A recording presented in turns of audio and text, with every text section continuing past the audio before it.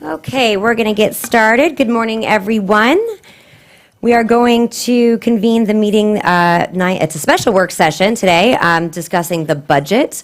And I'm going to give Mrs. Penner a moment. I know she's adding some additional items to our binder. But Dr. Foster, I don't know if you wanted to kick it off? Yeah, thank you. Good morning. Good morning, and thank you for the opportunity for Ms. Penner, Ms. Kurtner, and I to kind of share a little overview of the budget this morning. I'm going to start us off, probably start with about 30-40 minutes or so, kind of giving the overview of the budget and the rationale behind what you're going to see when Ms. Penner and her team share the actual number details. So with that, I'm going to go ahead and start. And first of all, as we get started, I do want to thank Ms. Penner, Ms. Kurtner, who's in back, and I know will be joining us up front here in a few minutes. They have done an incredible job, really going through the details of the budget and really trying to lay everything out. And so for those that are watching it, the budget book, it's a big binder. It is available online, so anyone that wants to go through and kind of see some of the information that's presented today, that is available online as well. So with that, I want to start with Ms. Penner did 2 behind the scenes. Each video clip's a little over 3 minutes. I wanted to go ahead and start with these 2 video clips because I think it really gives an overview of the budgeting process, and we're going to be referencing a lot of that as we go through this morning. So there are 2. They are available also. They are behind the scenes that Craig and the communications team put together and put out probably about a month or month and a half ago. So Keegan, if you can go ahead and click budget 1. Thank you.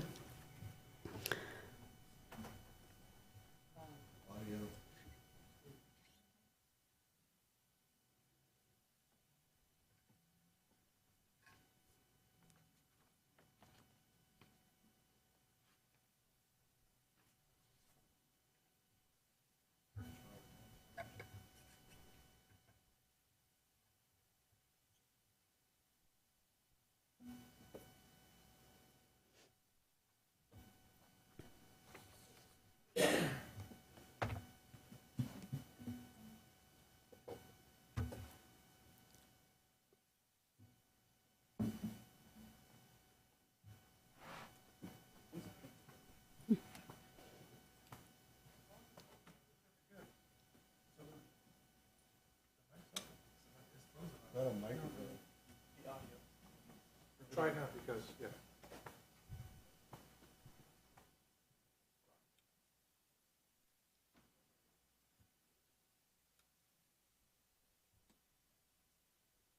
Audio's still not up. Audio's still not playing.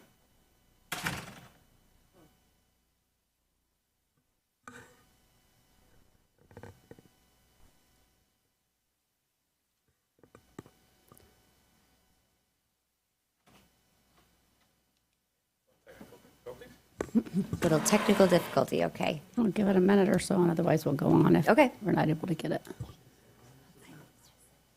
Well, while we wait, where, for the public, you mentioned it's online. Is it online on the website? I'm currently looking through. Or is it attached to our agenda? Well, it's attached to our agenda, but where would members of the public be able to find? It is attached to the agenda. So, okay, at this so it's point. not, gotcha.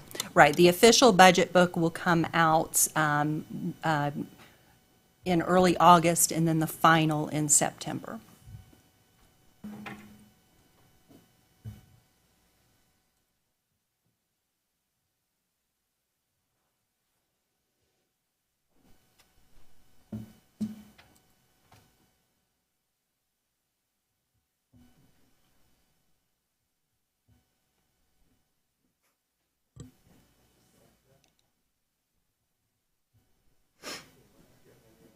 Yes. Mike's working. All right, if it doesn't work, we'll go on.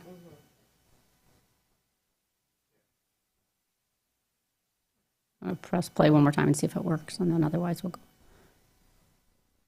Not working? Okay. We'll come back to it afterwards if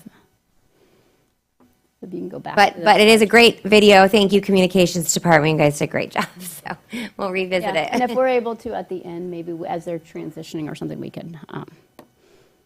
Okay, so included in the videos, it goes through an overview of the different pots of money and how we get different resources and how the finance team has to then go through and certain pots of money can only be used with certain things, and it's a matter of going through and really driving instruction based on where we allocate our resources. And so on this slide, you'll see, our school board workshop topics. Over the past almost 4 months, we've had a lot of different discussions and a lot of great conversations about different programs that we have in the district and different ideas of how to move forward. And so I think what this budget does is it takes all that information, all that feedback.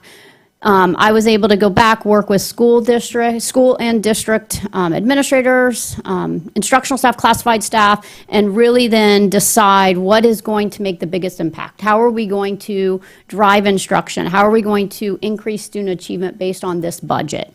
And so, and looking at all the different ideas, obviously there's been a lot that has presented, and hopefully that this budget then becomes kind of a summary of our past few months of how we can move forward, because obviously we can't do it all. And so the idea is, what do we do and what's really going to make that difference for our students?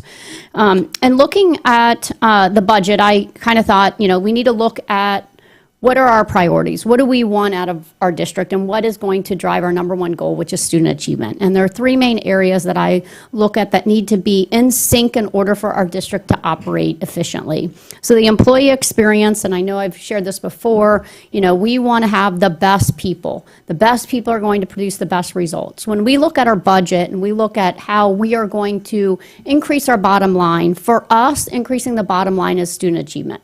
For other industries, maybe a car industry, it's producing more cars, maybe bigger cars, faster cars. For us, it's increasing student achievement. And the way that we do that is through people. So when we look at other industries, and I'll go back to a car or technology company, you may invest in a new plant. You may invest in new machinery, new equipment. All of those things. For us, it's people. We spend 80% or more of our budget is on people. And so it's a matter of having the right people in the right positions so that we can drive instruction. So really that employee experience and making sure that we are able to hire the best and that we are providing the development so they can continue to develop and we can retain them in our organization. The family and community engagement. Schools are successful when parents, educators, and the communities all work together to benefit our students. And so that's driving all of us together, having that communication so we're able to effectively communicate with all of our stakeholders. And then organizational effectiveness. Ensuring all children's success is only possible if the district is completely aligned and focused on student academic needs. So you'll see that throughout this presentation as well. And of course, our ultimate goal is student achievement. So I wanted to start and kind of bring this down to when we look at RTI, the response to intervention process. This is something you hear oftentimes more in an instructional conversation rather than in a budget conversation. But when we look at our tiers of instruction and intervention, tier 1 is the bottom. That's the core. That's all students. That should be 80% of our students should be responding to tier 1 interventions. And you'll see as we go through, I'm going to compare that tier 1 even in our operations. It's a matter of what are we doing as our foundation for all of our students, for every stakeholder we have in the organization. Tier 2 moves it up to core and more. It's aligned with the core, but it's small group. And so the idea with tier 1 and tier 2, you're talking about 15%. Kids are constantly moving back and forth. So you teach a reading lesson, let's say it's on inference skills, students don't get the skill, they go into a small group, you reteach in the same classroom, they go back to tier 1. And then you're back to the whole group instruction. Tier 3 is that most intense. That's in addition to and aligned with tier 1 and tier 2. That's narrowed focus 1 to 2 students, and it should be a really small percentage. So the reason I share this is I want to look at our FSA scores. So when we look at FSA scores, these next two slides I shared in our last workshop. You can see where we were in 21. You can see where we were in 22 by grade level. So let's just look at the 22 scores from last year by grade level. You can see we had under ELA 63, 69, and 64% in elementary, and in middle school 68, 72, and 60. Looking at our maths, our 6th, 7th, and 8th grade, you have 60, 57, and 60. And then for math, 59, 64, and 47. When we look at our district grade data, so over the last 4 years, so 2018 through 22, 2020 was the year we did not have assessments, you see that we had 63% in ELA, 65% in math. I share that information because when we look at 63% or 65% passing, to me, a lot of times we say, oh, if we have 37% who are not passing in ELA, what are we doing for interventions? What are we doing for the kids that are not getting it? The question I want to ask, what are we doing for Tier 1? What are we doing for the main group? Because we shouldn't have 63% after Tier 1, Tier 2, and Tier 3, and we should definitely not have it after Tier 1. We should be hitting 80% with Tier 1. So this whole budget, you'll see, whether it's operations or instructional, is focused on Tier 1. It's making sure that we have that infrastructure from start to finish, that we are hitting all students all the time. So when we're looking at 63%, we've had lots of conversations. I go back to that first slide on school board workshops of Orton-Gillingham, reading recovery, all these different things for Tier 3. What I think we need to have the discussion on is Tier 1. What are we doing in the classroom every single day? Are we making every single second count? Do we have the right instructional resources? Do the teachers have the right tools that they need? Do the teachers have the right professional development that they need so that when they walk in the classroom, they're equipped and ready to go to make a difference for our students? So the focus on Tier 1, I'm going to give two examples here with operations. So the first one is transportation. Prior to, it was about February where we increased our bus salaries. We were dealing in Tier 3. We couldn't get kids to school. We had UD drivers where kids couldn't get to school. We're running a UD driver here, running a UD driver here, trying to basically put Band-Aids on different situations. And we got to a situation where we had kids getting to school an hour or 2 hours late. This board made a bold decision to say we are going to drastically increase salaries for bus drivers. We are not going to have vacancies in our bus driver ranks, and it has paid off tenfold.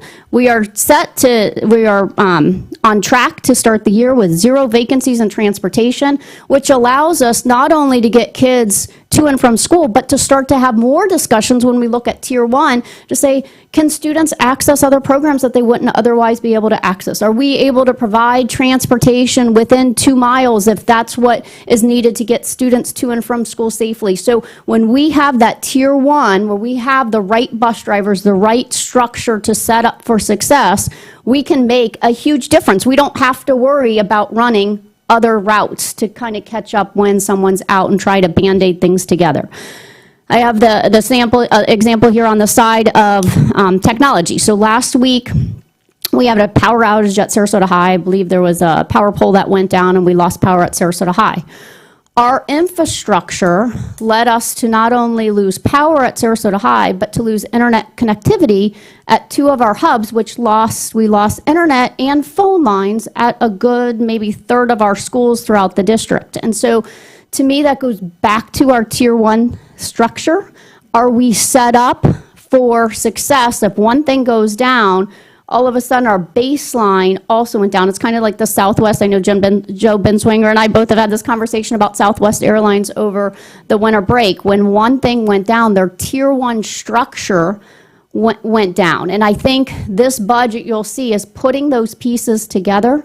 For many years in our district, due to the recession during like around 2009 to about 2016, 17, we had where people would leave and we'd fill in and we would have 2 people do jobs, which was great. It got us through the recession. We were able to financially to do fine. I think we're now in a situation where we have so many people that are doing 2 different things that our infrastructure has lots of holes in it, and that is what we're seeing. We are seeing situations where we don't have the structure, the tier one, the base, the core to move forward because we're so busy trying to patch things when something goes wrong. So that is the basis for the budget. So going through some of the different areas, student growth is something we do always. We have had an increase in student growth, which is great, and enrollment. So we obviously always add teachers and aides for that, and Bonnie and Krista will go through that, which also leads to additional discretionary dollars. When you have additional students, you have additional books, and you have additional resources that go along with that. Adding 12 custodians back to the mix, which goes with student growth and actually brings us back, I believe, to our 2008 levels when adding those custodians back. Instructional resources, this was presented at the board workshop last time on May 16th, $4,493,000 geared towards instructional resources. Safety and security, and we're only able to talk about bits and pieces here because that is discussed in executive session, but this budget puts an additional $3.2 million towards safety and security, making sure that we have what we need on our campuses to provide a safe environment for our students. I did list security monitors separately because until this budget, if it goes through, security monitors have always been housed under the schools, not housed under safety and security. So the recommendation is to move that under safety and security and do some other things as far as put them in a uniform and then increase the visibility on campuses and increase the number of security monitors. All of this also, I keep going back to the tier one, it's a matter of having all of the people on campus, having the eyes and ears on campus, so we're not dealing with a concern, the tier three down the road, but we have the structure in place to provide the support and provide the visibility to prevent those things from happening on our campuses. Positive behavior support, this goes along the lines of the safety and security. I think they're closely aligned. Certified school counselors, we had a presentation a couple sessions ago. There are a lot of great recommendations. What we did is took this information as to what can we do, what can we fit in our budget, and what can we do as far as hiring counselors and having quality people come to our district. The thought was to focus on elementary at this time. This is approximately 10 counselors is what would be in the budget. Down the road, we can continue to look at decreasing that ratio to make it even more of a 1 to 350, 1 to 250 ratio. But as far as the number of counselors that are out there and available, that we felt this was the best recommendation moving forward. This adds about 10 at the elementary level. What this allows the counselors to do is and also, you'll hear in a second about having some of their workload off their plate so they can truly do counseling. This truly gets back to the tier one. They can get into the classroom. They can do classroom guidance. So bring it back to kindergarten where you have Kelso's Choices. From the minute students walk in, you do that Kelso's Choices lesson with the kids to tell the kids this is what it means to make the right decisions, rather than waiting until a student makes the wrong decisions, and now we're putting all of our resources there. It's putting our resources on the front end. Behavior specialists, so with the ESSER dollars, behavior specialist was added to every elementary school. This is a continuation of that, and also adding 2 additional at 2 middle schools that showed a need to have behavior specialists there. The idea with the behavior specialists, yes, they deal with issues when they come up, but on the front end, they're running groups. When kids are showing that they need different support, they're providing that support. So that's like that tier 2, tier 1, everybody, and then if students are needing things, they go into tier 2, and then they come back to tier 1. The behavior specialists also run a lot of times the positive behavior support at the school, which is everyone. I know at Toledo Blade and Philippi, we both had both schools, we had the Renaissance program, and the Renaissance program really focuses on recognizing students. The idea is we want to recognize students for doing the right thing so that we encourage students to do the right thing, and the behavior specialists play a key role in that. 15 bus aides is putting more eyes and ears on buses that we recognize as having more of a need. So putting that positive behavior support and providing that support to our students as they ride to and from school. Communications and technology upgrade. This budget addresses this concern. I used the example before of what happened with our technology thing just last week. I think that is a great example. We have incredible people in our district. Some of our systems need to be updated, and that is what this does. This updates the technology. We had a presentation probably about a month, 2 months ago, about all of our technology systems, the student system, the business system, the human resources system. This is a bold move to say in 1 year, we're updating them all. We don't have time to do one this year, and then in 2 years, we're going to do another, and then in 2 years, we're going to do another, and we're going to be looking at 2030, and we're finally updating our business system, we're finally updating our HR system. This budget kind of attacks all of them in one, so we can get up to date, up to speed, ready to go, so we can provide that technology in all different areas of the district. And that's closely aligned with communications as well. It's aligned, we've had the conversations here with, pushing notifications out to parents, having parents be able to access the portal, any of the things that we want to communicate with families or we want to communicate with the community, all of these are integrated and to make sure we have the latest and greatest. Human resources, this budget addresses the professional development, making sure that we have adequate resources to make sure that we are able to develop our people. I had shared in the presentation last week, when we're out there recruiting, a question we get, especially from new grads, is what support will you provide to me? What support will I get as I start my career in Sarasota County? Because anyone who's starting a new career, they want to make sure that they are going to be successful and they can continue to grow wherever they choose to land that first job. Leadership development. This is a big part when I get into the instructional piece as well, making sure that our leaders have that development and they know what to look for when they're out in the classrooms and that they can help guide our teachers to make those gains that we want to see in the classroom. Certification, this includes our concerns with certification, specifically providing the resources to provide support to our charter schools. And the whole budget also allows us to provide more support from our charter schools as well. Compensation, this budget addresses the compensation piece and making sure that job descriptions and compensation are aligned. That is a big motivator for people. They say money doesn't motivate, but it does. It can be the opposite and be something that causes people to leave the district if they don't feel that they are compensated fairly. So this addresses that as well. And then the salary study, which would be addressed in an executive session, just like safety and security.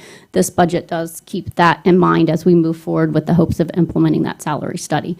I put this quote here: train people well enough so they can leave, but treat them well enough so they don't want to. Instructional support.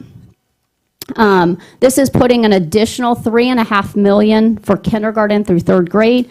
So going into next year, third grade is going to be its own cell when we look at the school grade formula. So now more than ever, it's important that we get the third grade reading score correct and we get that number up significantly. So there was a question about cuts at the district office. The only cut that we had was moving the instructional facilitators back. That's the only transition. So there were 9 instructional facilitators housed at the district office. This budget puts them in the schools, but puts them as a literacy coach and puts them at every single elementary school. So the literacy coach position actually puts us in compliance with state statute.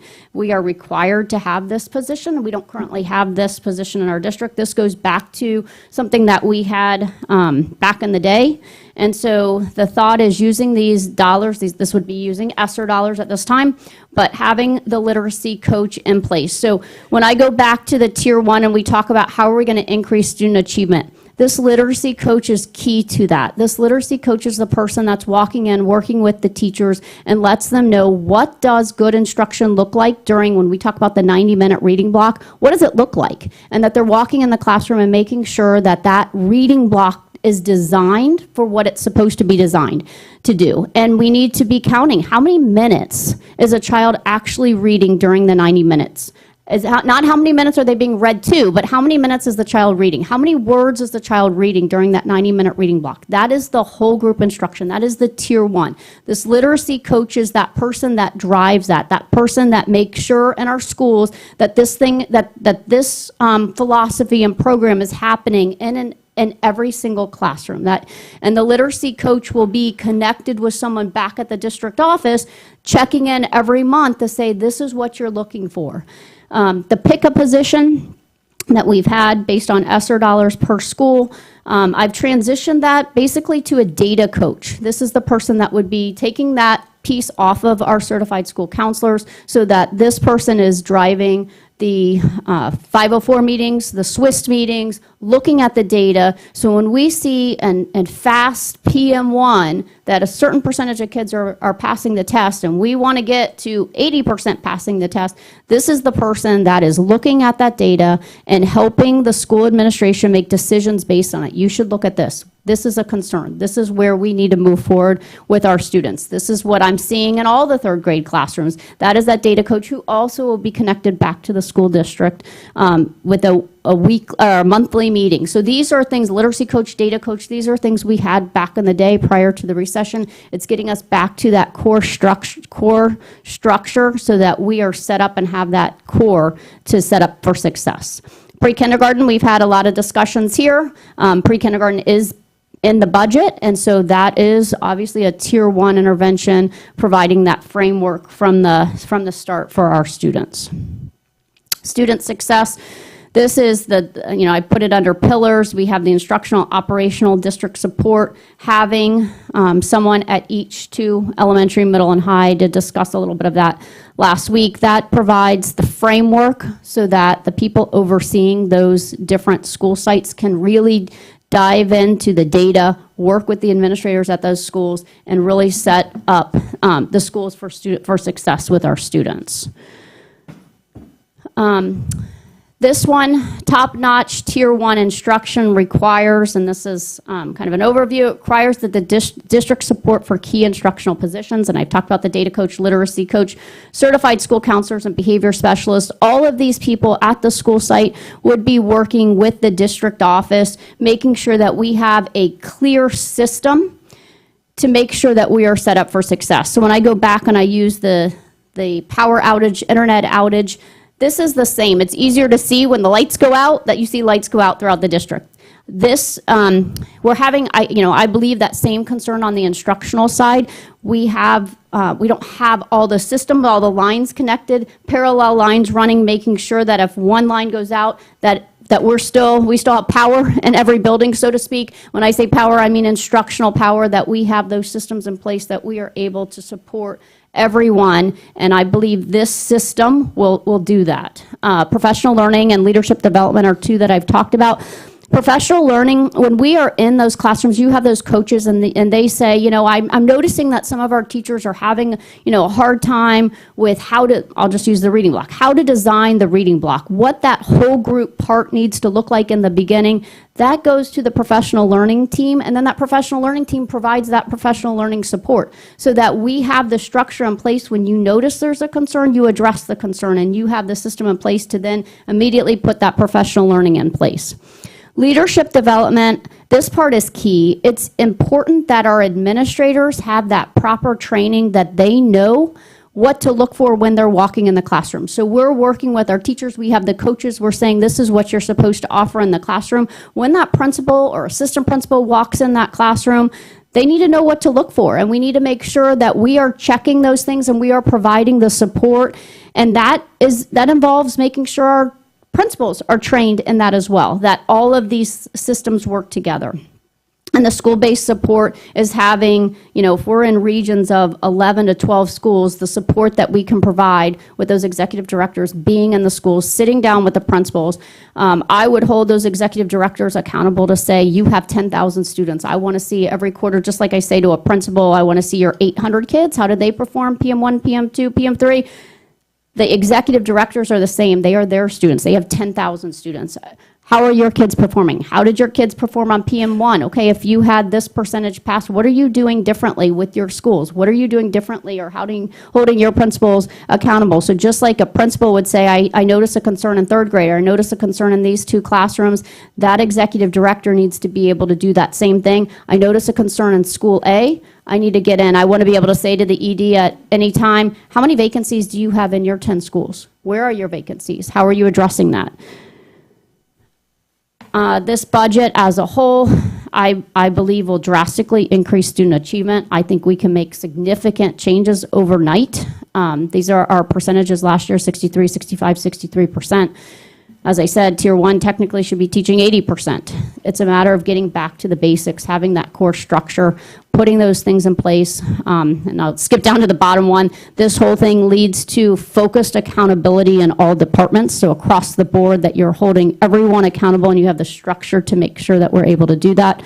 This budget establishes new technology for all 3 systems, gets us up to speed. Literally in a year that we will have these new systems in place, and we will notice a remarkable difference, not only in our efficiency, but also in our ability to communicate, the time that's spent on producing different reports. The faster we're able to produce reports, the more we're able to use that data and we're able to move forward. This budget will provide enhanced security. This budget will create top-notch professional trainings and opportunities for all employees, so that's whether it's administrators, classified, or instructional, and offer a solid structure to support all students, staff, and families.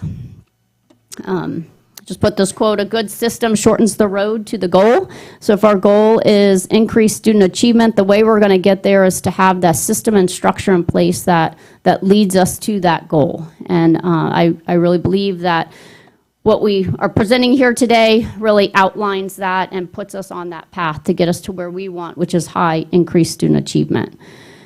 The next budget is June 6th, and I know Bonnie and her team are going to talk a little bit more about that, but really as we outline the budget, and she'll go through the timeline, typically on June 6th, we kind of have things finalized as to what we're doing to move forward for the next year. They will then do the formal meeting process, but this will be where we kind of wrap up the budget. Obviously, there are changes. We're dealing with a budget that's over $1 billion.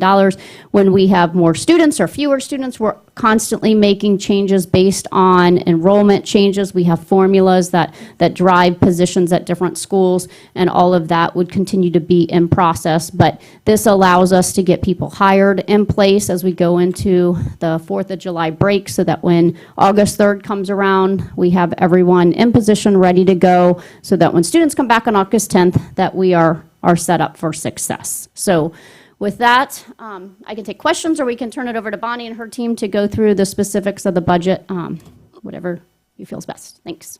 Thank you. Do we have questions, or did board members, do you want to move forward with Mrs. Rose? Excuse me, and then Mr. Edwards. So Mrs. Rose. Dr. Foster, specifically, how many new administrators have you added to this budget? And in addition to new administrators, how many positions have you increased their, promoted them, so to say, increased their salary level and where they stand in the organizational chart? Is it 12? Is it 15? So we have on page, which page is it? 4? It's under tab 5. I'm just looking for a number.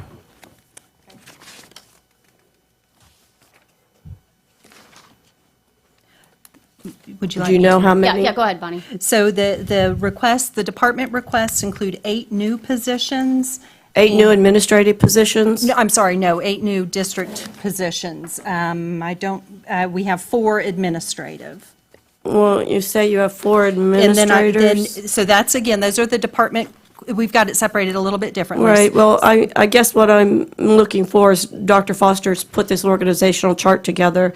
I'm looking for her to answer. I'm seeing an additional elementary executive director, an additional middle school executive director, an additional professional development, an additional leadership development. You've got an HR assistant superintendent, you've got technology, it goes on and on. You don't know how many new administrative positions you've added at the landings. The HR one is on hold, so that one is not built into this budget. I shared in the last one that we added an elementary. As we go through the other questions, I'll add up those so that I have a clear answer for you. And/or promotions and raises to current administrators at the district facility. Okay. As we go through the other questions, I'll add that up while we're in Looking here. for a total, please. Okay, thank you. Thank you. Mr. Edwards. Thank you. Instructional aides, how many are there? Because I saw it listed. Why, go ahead.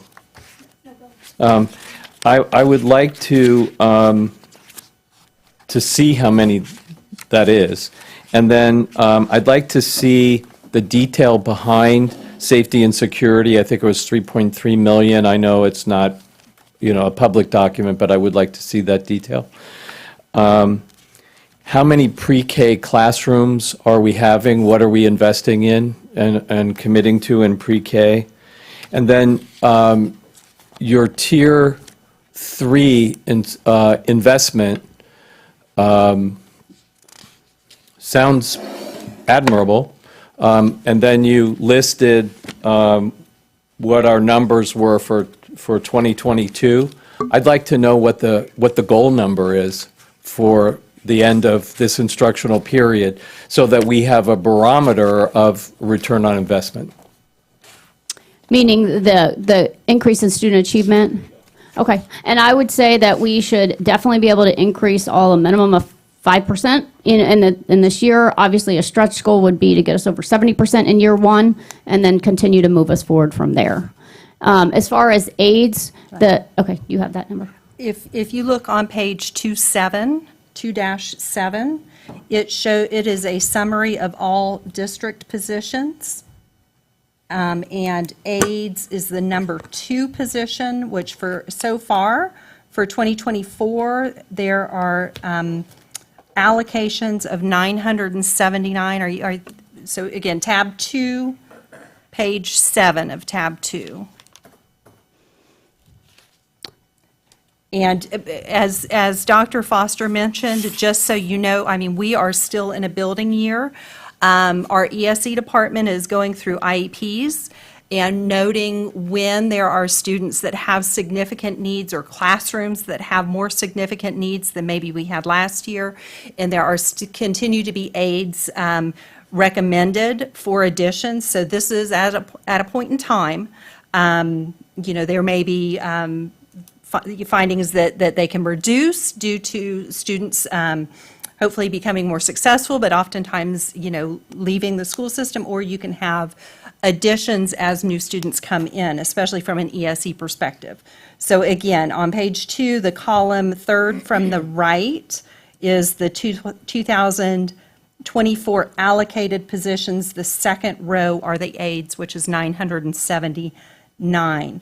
At this point, in regards to VPK, or not VPK, sorry, I came from a district that was VPK, so I got to change it. Our pre-K, our non-ESE pre-K classrooms, at this point, there has been no change. We've had to pick up a few that are no longer funded through foundation support, so those have been moved into our ESSER funds. But at this point, there have been no additional that I am aware of. Sorry, I'm going to look at my guru. So we are adding some ESE pre-K rooms. Sometimes those are blended. And we added one at Tuttle. Did you mention that? We added one pre-K unit, I believe, at Tuttle. That I think was. I think it's mostly been blended. Have Krista Okay, come. okay. Yeah.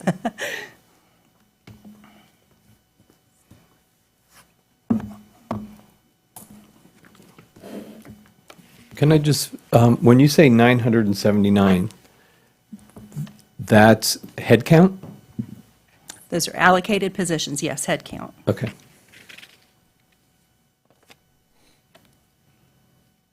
And that's not, but, I'm sorry, just for clarification, the head count, but there's an increase, decrease? In the next, you can see the next column, so after the 979, right now, we've got 20 increase. Okay. Again, we're still getting data from the ESE department as to what changes need to be made before the start of school in August. Do you have any more? How did you allocate those additional 20 instructional aides? Do you recall? That'll be Krista can. Those are based upon formula. If it's typically A's are within the ESC as far as instructional. But as far as that's a blended model, meaning that if there is a student that requires additional one-on-one help, that's reviewed by the ESC department. So it's all formula driven, but it's also individual needs driven. So just so that I'm clear, then these are not instructional aides that are in addition going into elementary classrooms. These are dedicated headcount to ESE students? They're There's a not mix. gen ed?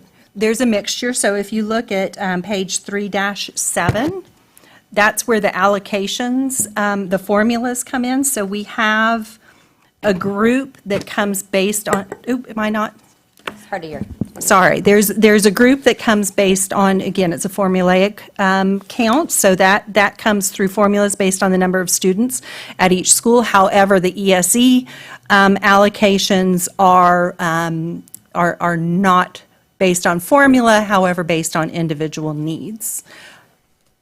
And you also have the situations where the school principals are able to make changes. If the school principal earned a certain number of aides and wanted to instead use them elsewhere, maybe make a trade of 2 aides for a teacher, that principal has the authority to do that.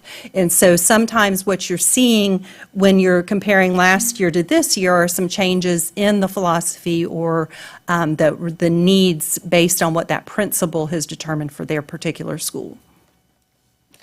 There's a lot that goes into several of these line items, teachers, aides, especially. And ESOL as well, so that would be driven based upon the ESOL population. There's media aids in there, yes, and to Bonnie's point, it can be fluid in as much as a principal has the ability to work with their executive director and waiver different things or purchase different things. I'll hold the rest of my questions until the presentation. Thank you. Mrs. Marinelli?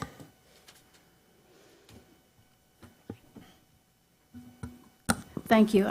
Let me just get my notes here. I understand the importance in what we are explaining here. So I'd like to ask a question, something, Bonnie, that you had just said, Mrs. Penner, about principals being able to make that decision if they want to change.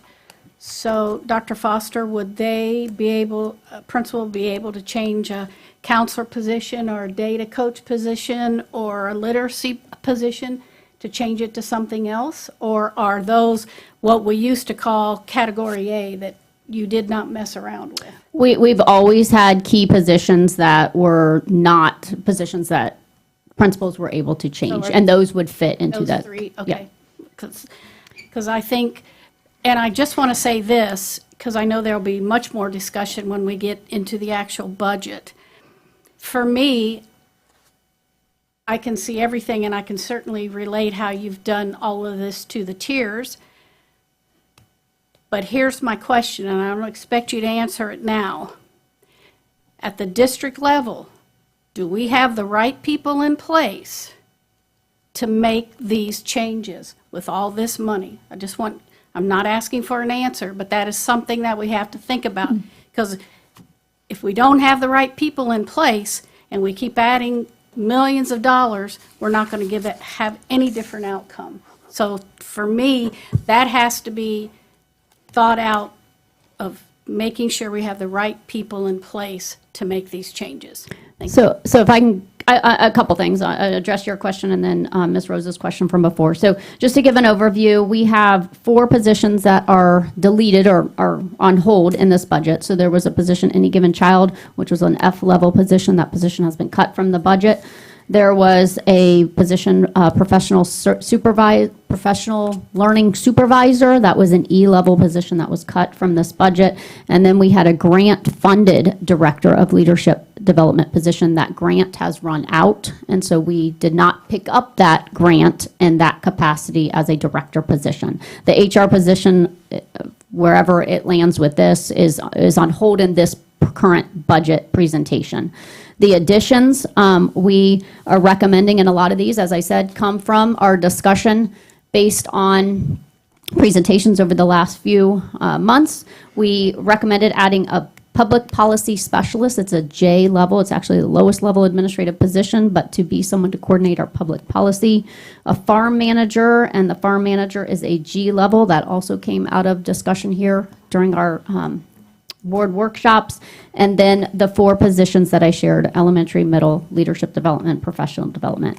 Elevations, I have the recommendation to elevate the technology position. I believe technology and communications, I think those 2 positions are key to an organization of our size. We have seen the results of not putting enough emphasis on those areas. My recommendation is to do bold moves with technology and get us up to speed overnight in where we are with our technology systems. And I believe that that position helps lead those efforts. There's the recommendation to permanently increase the 3 people that are in the Human Resources Department that are currently being paid there while my old position sits vacant, which is risk management, staffing, and employee relations. Those are from E to C. The payroll position as well, which has a huge impact on the district, and that recommendation was also an E to a C. The instructional materials position has been discussed many times here at board workshops. That is currently an F, and the recommendation is to move that to an E. So in all, it is 1, 2, 3, 4, 5, 6, 7 elevations.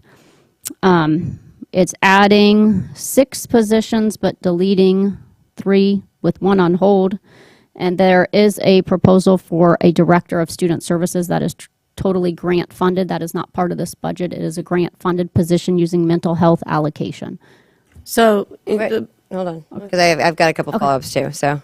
But the thought is, and going back to your question, Robin, as far, or Ms. Marinelli, regarding some of these changes in the infrastructure, yes, this is a bold move. This is adding positions here. I think when we made a bold transition with transportation, we saw the results. I think if we add 1 position, we elevate 1 position, we tweak here and there, then we're going to increase our percentage from 63 to 64%.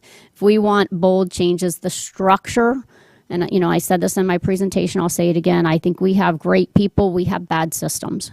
This is years, and I've been in the district 26 years. Our infrastructure has holes in it that we are constantly running around putting Band-Aids on situations and trying to be reactive rather than setting up the structure to be proactive. I believe this budget puts us on the front end to make sure that we have the things in place that are going to set us up for success.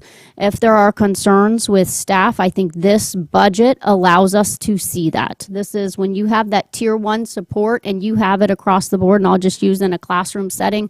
When you have a solid foundation, you have great resources, great systems, you can tell if there's a teacher that has a concern. But when the system is flawed, it's hard to tell when there's a problem, because it could be the book, it could be the resource, it could be the technology, it could be all these other pieces. But when everything is well run and there's a problem, then you can address that problem. I think right now we have a hard time seeing that because it's hard to filter out other things that keep popping up, whether it's having kids being dropped off 2 hours late because we don't have enough bus drivers, or whether it's having, internet go out in half of our schools. These are concerns. They're hard to have these conversations. It's hard to bring these things up, but this is the reality of where we are. There is no reason we cannot be the #1 district in the state. And I know we can be the #1 district in the state, but we need to have the structure here to make that happen. So a lot of these positions, it's a lot, but I think when our structure here does not set us up to put us in the right situation moving forward. And I did have Evergreen Solutions run an overview of our positions at the higher level. We are one of the lowest. We pride ourselves on being the lowest in administrative support. I think we're seeing the effects of that. I think we can sit here and we can pride ourselves on being the lowest with administrative support, but we're never going to get the results we need until we get that framework in mind. And so I don't know if I answered the question with administrator, but it's adding, if you want to add that grant funded position, that's adding 7, deleting 4, and elevating 7. I have a couple of thoughts, and I know Mrs. Rose, you're on deck as well. So, and I want to kind of, the grant funded position, just put that in a placeholder because I have more questions, but that's not where I want to go.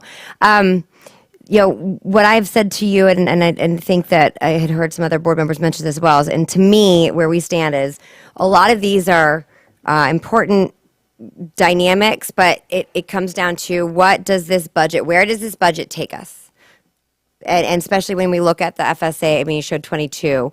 And so it's having and I think that's the challenge. If I look at historically, very seldomly, if ever, do we have a measurable metric that a leader is owning to say, I believe through all of these changes, we are going to be able to move X.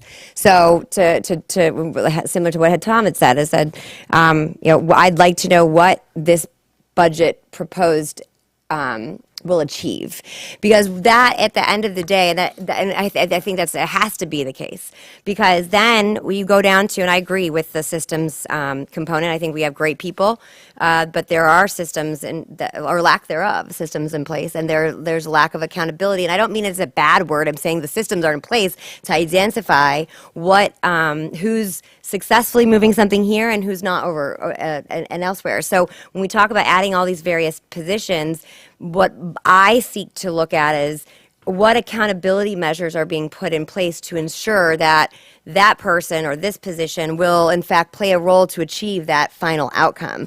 Because that's not my job to go see, I mean, as a board member, it's at the superintendent level. However, it would be foolish for any of us to say, because that's a big lift, and it's what we should be going towards. But I'm hopeful to see, a little bit more of the structure of, we're adding in. If we're adding in different positions, we don't really have, in my opinion, that many accountability measures in place when it comes to administrators. And how does that tie to the outcome, right? So if we're adding more positions and people across all of us want to see more support staff in the classroom, which I 100% agree with. However, I also can recognize that we're a large organization, and if we don't have certain systems in place, and if that does require administrative positions, okay, I just want it to be tied to a measurement and an accountability structure so that that person or individual knows you're responsible for X, and that because we have not had that in place as an organization, as the superintendent, you recognize every quarter you're going to be evaluating that, and therefore we as a board can evaluate that, because what we don't want is come down to the end of the year and then, we didn't make it. So those are the systems that I'm looking in place. I think the various nuances, we just can't, I mean, I agree, we can't have those kind of outcomes anymore. I think that there are some areas that we need to improve upon. I think HR, to me, is one of the most important ones. We can't get there if we don't have a proper systems in place with HR. I know, given this circumstance, I mean, I'm just going to call it out. The elephant in the room is that, I mean, obviously, as an interim superintendent, but having the position as director of HR or executive director of HR, that's kind of an awkward situation. But in reality, I always look at these not about the individual, but from my level as the structural standpoint, and are the systems in place. So I want to make sure as we move forward, we can look at this nuance and this nuance, but it is, what is that metric? How will you achieve it? And how will you hold those accountable underneath you so that we can hold you, the superintendent, accountable to achieve those? That's kind of, and I know it's very high level. I could go into a lot of different nuances, but to me, those are the most important questions that need to be answered, from my opinion. Mrs. Rose, and that just lit up a bunch of Mrs. Rose, Mr. Edwards, and Mr. Enos. So go ahead, Mrs. Rose. Thank you. If I understood your all your explanations, it totaled out to 13 either new or elevated administrators at the district office. 13. 7 elevated, 6 new. And minus 3 deletions and 1 on hold. And any given child was not grant funded at all? We had taken it over minus, there was a small It was percentage. 20% grant funded. So, okay. 2.8 deleted and 13 elevated or added administrators. If it was 20% grant funded, any given child. And we also Just- have absorbed the PIP IAP process, which would probably Which was pay for that. contracted out. Contracted. We I wouldn't understand. contract that with the professional development department. Contracted out, it was not in-house Correct, but those positions. dollars were put forward toward the PD position, correct? 13 is the correct number, is what I was looking for, a Yes, number. 13, yes. Thank you. Just to clarify, is 13 added It's 6 additional administrators at the elevated. district office and 7 elevated administrative positions at the district office. Elevated meaning promotions in salary and position. Okay. I have one more Yep, question, if yep, I yep, may. yep, of course. You mentioned that what keeps being brought up before we get into the budget, just for simple clarification, please, the blended pre-K classrooms versus the pre-K classrooms. It's my understanding that the pre-K are not funded and we're using ESSER dollars, and that the blended pre-K, is there some funding that comes from the state when it is identified as blended, meaning it has special education, ESE, exceptional student education students blended into it? Is that a correct perception? Yes, those students that are receiving ESE services get funded through the FEFP funding source for those services that they receive. So some can be funded full day, some may just be partial. So only the ESE students in the blended class are funded, and those that would be considered pre-K, not ESE, but are in a blended, they don't get the funding. Is that a correct perception? Correct. If they are not eligible for ESE services, then we receive no funding at this time from the state for those, and they are funded through ESSER. Okay. So the blended pre-K classrooms are partially state-funded through FEFP, exceptional student education dollars, and partially funded through ESSER dollars, which for the public are the COVID relief dollars, and then the pre-K classrooms that are completely pre-K, non-blended, are completely funded through the ESSER dollars, the COVID relief dollars. Is that a correct perception? We're going to look, I was under the impression that at this point, just because of the ESSER dollars that we have, we were funding all of them through ESSER, but a lot of times those recommendations for new units from ESE the funding source is recommended through the ESE department. So for that, we're gonna look just to confirm that. Sure. But again, my goal at this point is to make sure that we're using all the ESSER dollars as needed. So we'll go from there. That's an important piece for me.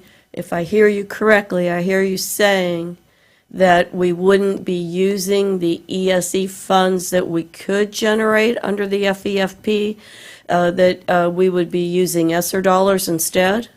For the basic classroom support. Now, those students, for instance, if they required speech support or some other ESE supports outside of the classroom, those supports would continue to be funded through that FEFP dollars available. So Why would we not take the state dollars for the ESE students in a blended pre-K? we're still earning the state dollars. So that has not changed. We're still earning the state dollars. We're just at this point charging the cost for those classroom teachers and aides to the ESSER funds. Just like when we Okay. have a Title I and they have an extra teacher that they're purchasing for Title I. Is there a reason that we're not partially charging it to the money that we'd be getting for ESE kids, ESE students in that blended class? Is it to just use up ESSER dollars? I'm a little trying to figure out why we would do that. Partially, that would be my goal at this point, to use those ESSER dollars. However, are we splitting them? Can you see that in the system? Okay. So, it's not, again, at this point, that's the direction that I would be given, just again, to make sure we are using those ESSER dollars. But Right. it can be done either way. Yeah. So we just need clarity on that. We're using Right, the ESSER because dollars. I just don't want to use ESSER dollars. I would look to our superintendent to be using those ESSER dollars to, we have 63% of our students that can't read at third grade, for example, let alone the ESE that can't read is more, in the 60-some percent that can't read at grade level. So that's a huge piece for me, that we're just soaking up ESSER dollars to use them. But that's, so can I just say the dollars that we're talking about is probably very minor in comparison to the 3.5 million that we're talking about reallocating to specifically K through 3 reading in addition to the supports that are already there. So we truly are, at this point, we're still weeding through what has already been done with the ESSER budget. Sure. But what I've found, and if you look on tab 7, in tab 7 is the full ESSER budget that was approved by the board in December of 2021. And so the first page is a summary that shows you by sort of grouping of what was being done with the ESSER dollars. We've had some amendments that have already been made that are somewhat minor in comparison. And then we've got some proposed amendments to free up additional dollars to do some of the initiatives that are being planned in this budget. Sure. And quite honestly, the intentions when building this budget were absolutely where they needed to be, but when you had teachers that were tired and didn't want to come in and work a ton over the summer and do a lot of professional development outside of their regular workday, a lot of this just couldn't be accomplished. You couldn't get those folks, and totally understand. So we're peeling a lot of that back, and there are definitely funds available. I can't put a number to this ESE portion, but I really think that making that shift, whether it's general fund or ESSER, it's not going to create such a huge swing within the ESSER budget that you're not going to be able to get some of these K-3 or third grade reading initiatives that Dr. Foster mentioned. Still, those are still going to be able to be accomplished. Thank you. Thank you. Mr. Edwards? There's a lot here that is, I'm trying to wrap my head around. Number one, philosophically, I appreciate where you're coming from when you're talking about our infrastructure and the landings, and that we have to have the correct pyramid as we go to 48,000 students, because we're on our way. And we have to have the right head count to match that growth proactively, not reactively. Okay, so I'm on your page. Where I'm still questioning, and I don't know if this is the time to have those conversations, is exactly how you're allocating those headcounts and where you're investing those dollars. For example, and I have more, but I think if we're developing leadership roles, that not having 2 executive directors at elementary, but one notch below, reporting to one elementary director, because that way we're developing people behind, but that person above elementary, because I think the whole board is invested in investing in elementary and making sure we have the right supports, that there are 3 people there and one person is maintaining continuity for all elementary, whether it's north or south. So that's just an example of how I would make a suggestion on infrastructure. I have more. Mrs. Rose, I had the same questions about where we're spending ESSER dollars and how we're doing it. And if I may, what I walked away from in our one-on-ones is that your team has invested a tremendous amount of time in which bucket and which pot we're getting from, and that where ESSER dollars are concerned, we most probably will have to have budget amendments. And because from my perspective, I want to get as close to how much does this really cost to run the school district, and then with ESSER dollars, I'd like I would like to invest in making sure that some of our behavioral issues that we want to deal with, that's where we're investing in literacy and behavior with those ESSER dollars, and get it shifted because we know they're going away, but to attack the issues at hand. Lastly, pre-K, I'm again, maybe through budget amendments, I think we're leaving ESE dollars on the table. I think we're leaving VPK dollars on the table, and we can add pre-K classrooms if we grab those dollars sooner than later. And I don't know when, from a timing perspective, we can do that, but my goal is that we have many more pre-K classrooms and that we have as many dollars as we possibly can from the state to support those. And those two buckets, from my understanding of braiding,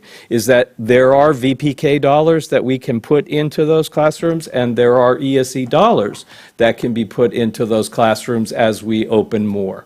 So again, I don't know if that's budget amendments or when we draw the line in the sand and say we're adding this many more pre-K classrooms. I'm open to those discussions. Thank you very much, Mr. Enos. Oh, thank you guys for doing I mean, obviously coming into the heavy lift on everything. I can say this from my perspective. It's one of the things as I look at it, especially, you know, from being here and working for the 3.5 years that I did, as well as seeing the last two superintendents. You know, when we look at organizational hierarchy and structure, it's one of the things that we always look at, as I'll use law enforcement as my background, but I think it's in private business also, is how many people are we supervising? Because I think that everybody is saying the same thing. We should be the best. We're Sarasota. We know we should be the best. We have the personnel to be the best, but we also have to have the accountability, and the accountability has to be at the top, is that as a board member, I only have one employee. My employee is the superintendent.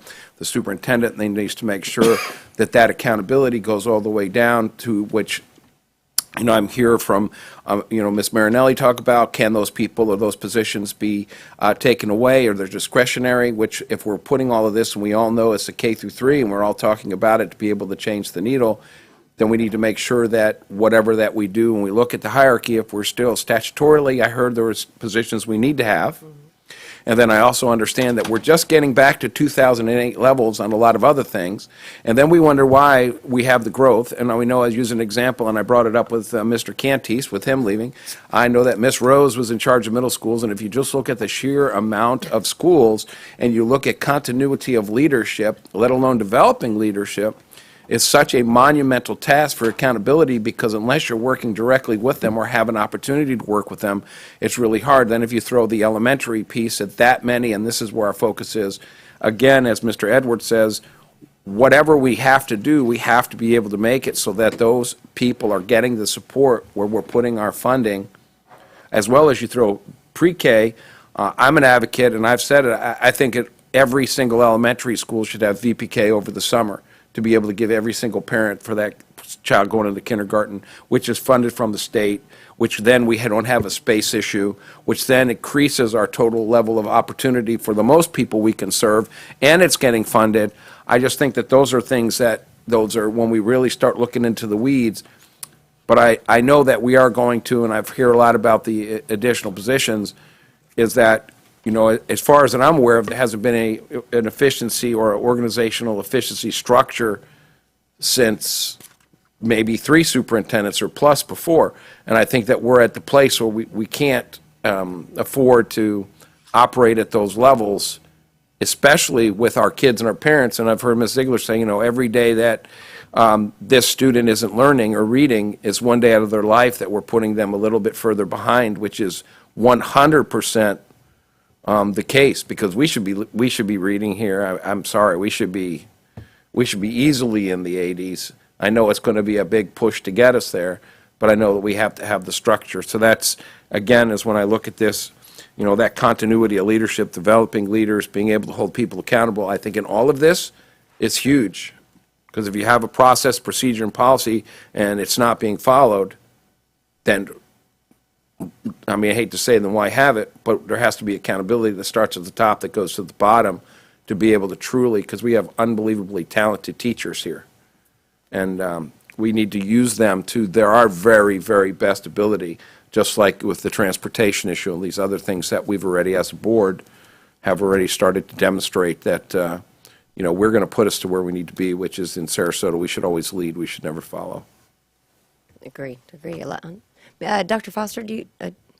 Yes, thank you. First of all, I want to thank everybody for their feedback, and just kind of want to answer a couple questions that have come up. You know, first of all, just want to kind of address the question that, you know, had come up regarding scores and the number of administrators. And so I'll use Philippi Shores as an example. I was there for 13 years. I'm not one that wants a lot of excess. In fact, I think there was a time when they were calculating out the dollars that were spent, and I think Philippi was the most efficient with their dollars. We had doubled up classrooms. We were over enrollment, and we're maximizing the use of the space. I was principal for 13 years. 7 of those years, I did not have an assistant principal. We were the largest elementary school, the largest school in the district without an assistant principal for many, many years. So I believe in leading, and leading and rolling up my sleeves and getting in, and do not like to have excess when it's not needed. I can share from a score standpoint, 2019 was my last year where I completed the full year, was there for testing, and that year we were 42% free and reduced lunch, which is just under the district average. I think a lot of times people don't realize that Philippi Shores oftentimes is very similar in percentage to the district. Our scores, we had 80% of our students were proficient in reading, and 87% of our students in math were proficient. And I think those are scores that we can get. It's a structure that we need to make that happen. I've seen it. I've lived it. I think when we look at staff and we question, do we need to holding people accountable, I think in putting those things in place, coaching up, and a lot of this structure allows for that. We coach, we provide the support, we say these are the expectations, we're going to hold you accountable, and then we address if there are concerns on that end. I think it's very difficult at this point because we haven't had those systems in place. We haven't had the proper training, the accountability measures. This puts all of that in place, and at the end of the year, we can say, yes, we have made those gains, and we are where we need to be, or we haven't, and we need to address those. And yes, I agree. I think our district has had a difficult time for many years addressing when there are concerns. We kind of brush over it, and we like to focus on what's good. Nobody wants to discuss the concerns that we have. And I think this puts the structures in place to address that. So when we look at the 4 different executive directors, one key piece of that is charter schools. And, charter schools are a little tricky in the sense that we don't oversee them directly, but their students are part of our scores. And there's a concern with some of the scores that we're seeing, especially as we get the latest and greatest FAST data.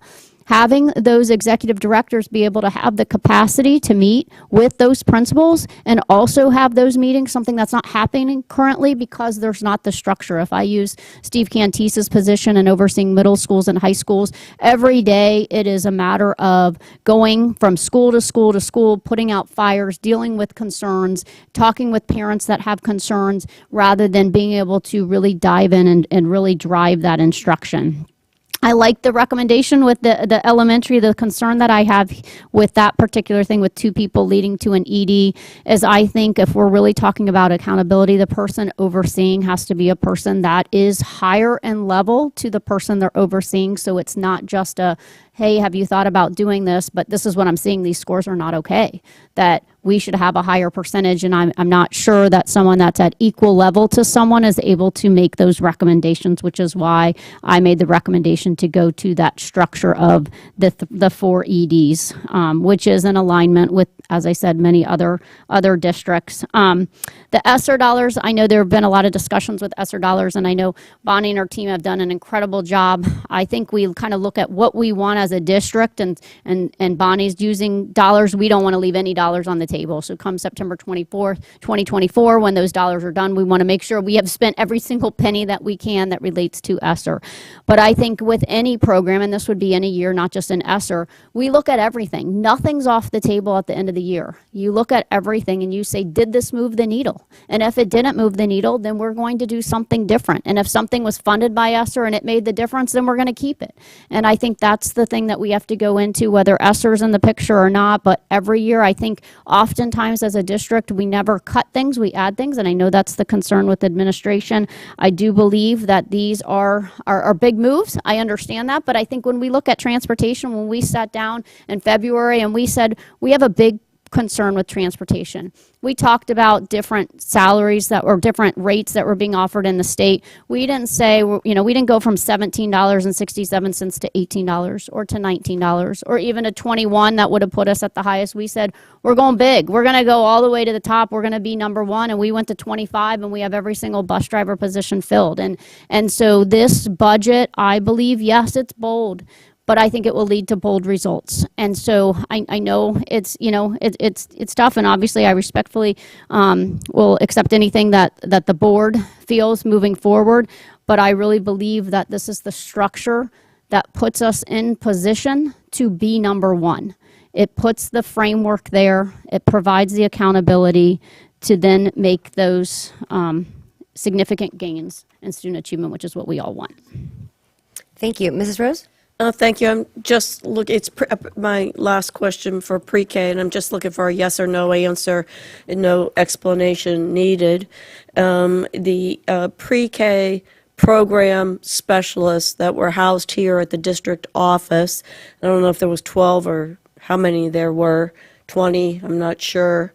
You're saying that they were put in school, so am I correct in translating that every one of those specialists that were at the district office is a added position at an elementary school for a pre-K program specialist? It was No, not the pre-K, it was instructional facilitators. We had 9 instructional facilitators at the district that were housed at the Title I schools, but under the cost strip of the district office. So the 9 instructional facilitators went back into the budget. This budget adds one, not only back to every Title I school, but adds it to every elementary school and creates it as a literacy coach versus an instructional facilitator. So that It's no, if I could please. Yes, sir. It's no longer a whatever title you want to give it, literacy coach, et cetera, et cetera. It's no longer just for pre-K, it's for a whole elementary school. They weren't pre-K? Correct. Those were not pre-K positions. They were assigned to Title I schools, but not specifically for any pre-K support. Okay. The pre-K has, administration has not been recommended to be Were changed. they housed in the pre-K department? There was some interpretation that they were serving pre-K classrooms. They were housed, they were coded to the elementary school cost center and then distributed to the Title I schools. Okay, thank you. Thank you. And I know we have a little bit more. I do have one quick question on the ESSER. But because I think what was said, I mean, there is so much moving, and I think myself, and I know the members of the public, I'm sure members of the board, is we want to optimize it, but we want to make it useful and moving the needle.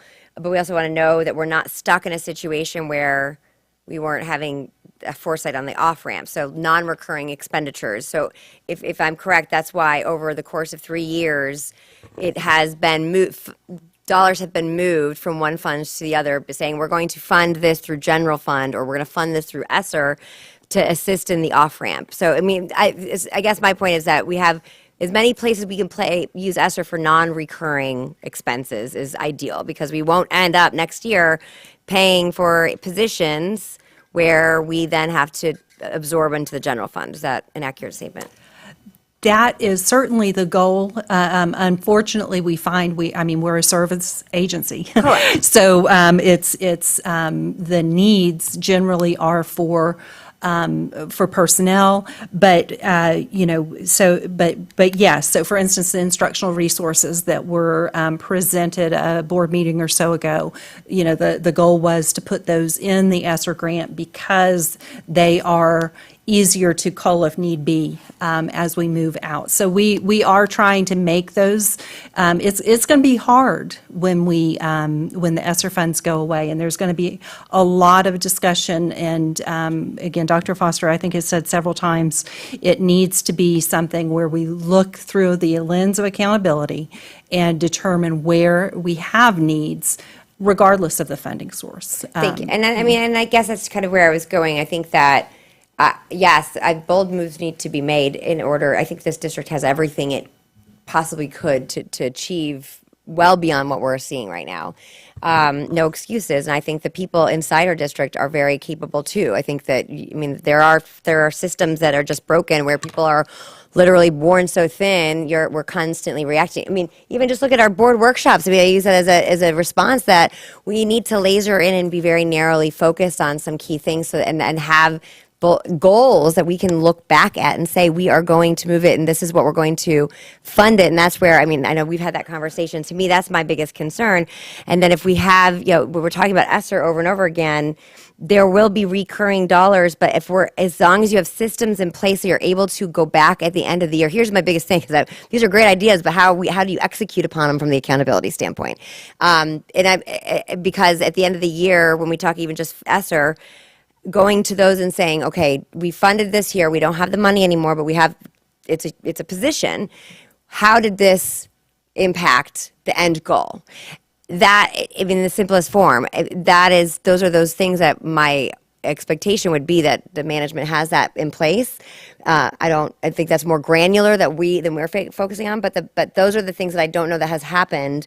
And to your point, we're always adding, we're not taking away, and we know that we're not going to have these recurring dollars. So what systems and reassurances, just because I think it's a fiscally sound question, can we have in place, or can you present to us that will afford us a better evaluation process? I mean, maybe accountability is the wrong word, but in order to looking a year ahead, and in order to pull back on some of these areas where we're spending money.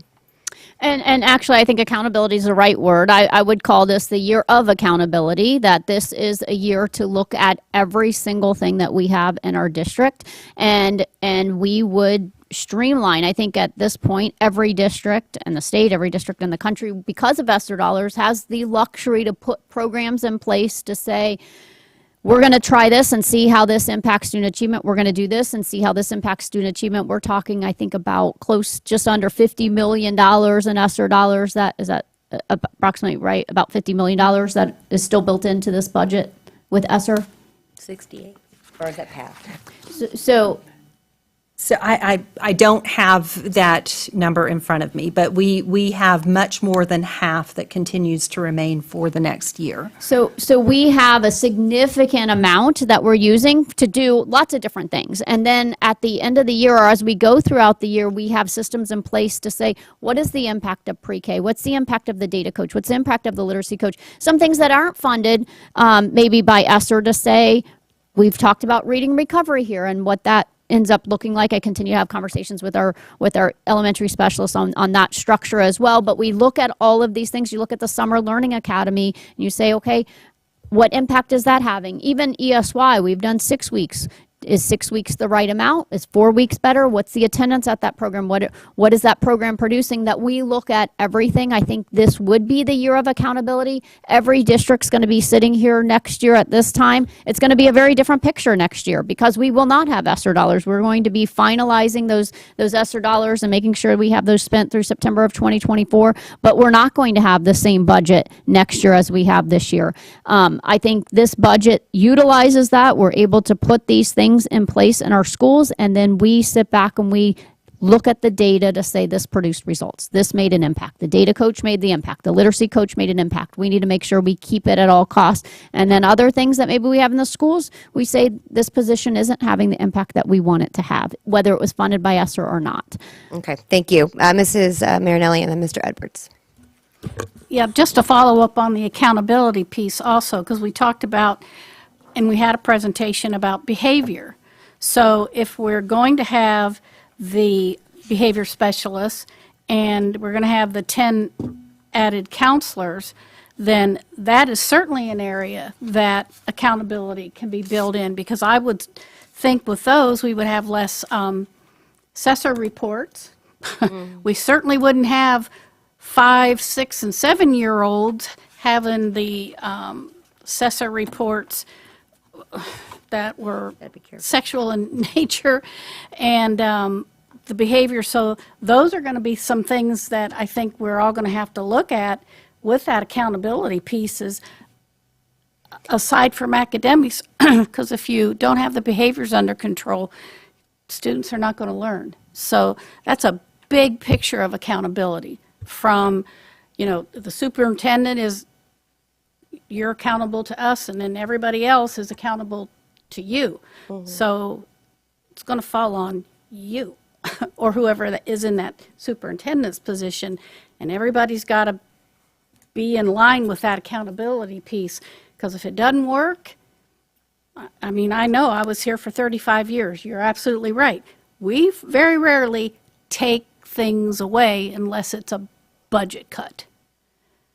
So we got to really look at that accountability piece. Well, and again, these are conversations I have heard of here, but I think that what is different about this year is kind of where I want to see of what that would look like, because sadly, when we talk about the potential of the referendum, God forbid it would ever not be renewed, what's that budget look like? Well, this is it. I mean, the ESSER is very much that. I mean, we are not getting this back again. And so having that preparedness and having systems in place to evaluate and say, yes, this worked, yes, this didn't, is just something I want to make sure we're prepared for. I'm sorry, Mr. Edwards?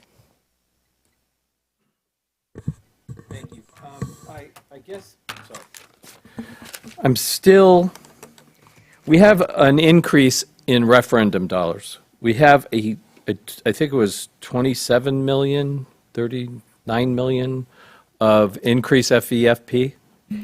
I was hoping to go over that. We started in the weeds. I want to go, but I want to go overview back first. to this because I'm still not hearing, because the reality is the royal we, have to come up with a budget that a superintendent, who shall be nameless at this moment in time, has to execute to a plan that we, the royal we, put out there.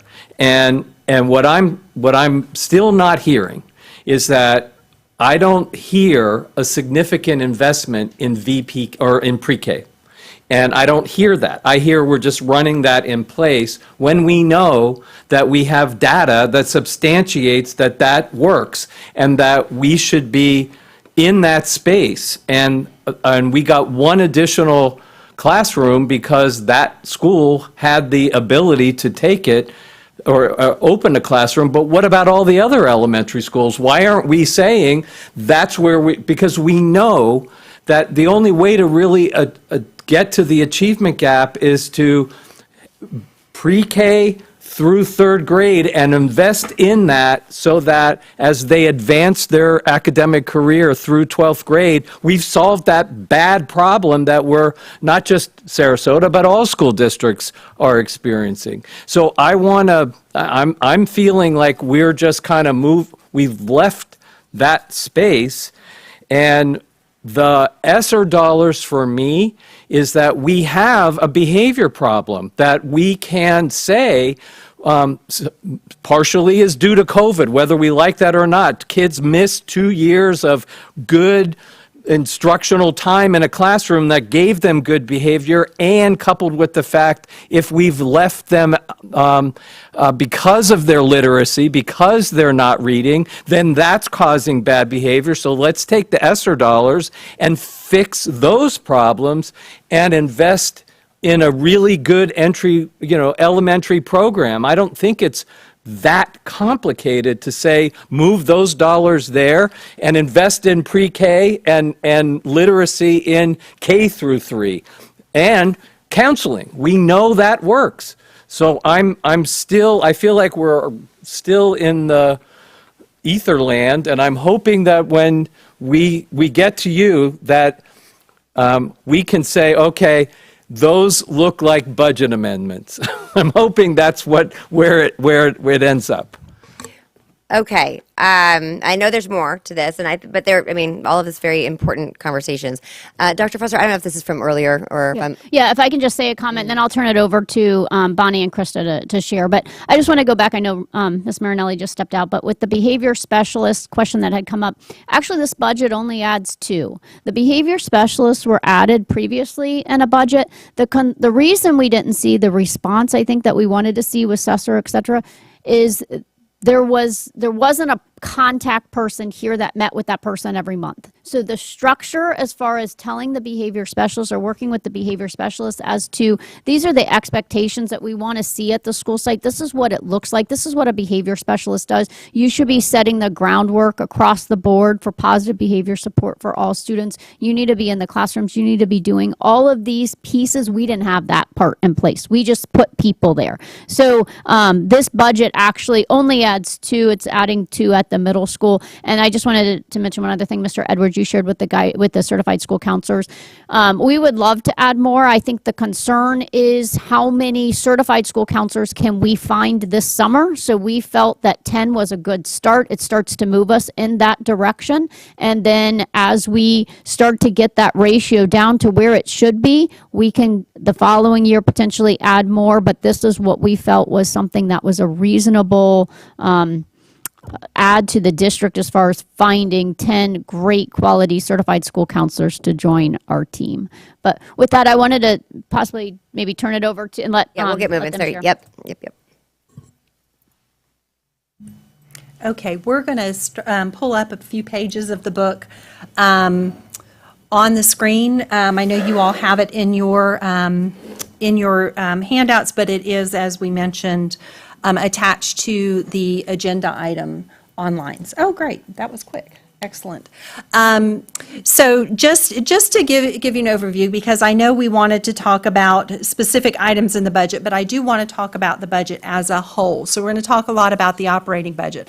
I want to mention before we leave, way back in tab 8 is the capital improvement plan as it was last presented. So I just want to remind everyone, we are at the place where we will be issuing debt for the high school at Wellham Park. And just want to make sure that you understand that that is going to be coming. That's a pretty big item that will be coming on, I believe, the agenda at the end of June for you to approve the resolution to issue that debt. So I just wanted to make sure that that was clear. Now I want to talk a little bit about the overall operating budget, our general fund budget. So if we could go to page 2-4, where we have a spreadsheet that we're used to looking at that shows us the general fund budget broken down. First page is by revenues, and then we do expenditures on the next 2 pages. You can see the budget and projected actuals where we think we're going to land for the 22-23 year that we're just getting ready to close up. And then the draft budget as it stands right now. So there are some things that are included in this draft budget that we've talked about, including additional teachers based on our additional FTE. So some of that is included in here, and we'll talk about that then when we come later to drill down into some of the changes. So if you would, you can see on this first, again, page 2-4, in line 10, our federal revenues, we're going to show that those are going down, and that simply is because we're expecting FEMA revenues to come in the 2022-23, and we are not anticipating any for 23-24. Fingers crossed. Going through the state sources, just to show you the FEFP program, once we take out some of the categoricals and other pieces, we're seeing a $20 million increase. I'll get to exactly how this all adds up a little bit later. The next line, line 14, is the scholarships. And you can see that we're projected this year to have scholarships in column AK. So again, row 14, column AK, of just under $17 million in scholarships. The budget for next year includes 25.7, so just under $26 million in scholarships.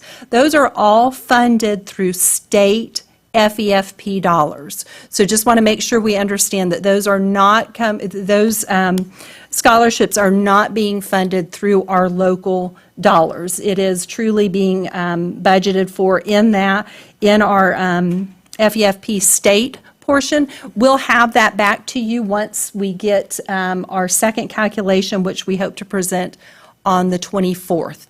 They're not required to get us that until the 19th of July. So at that time, we'll bring that and have better information for you.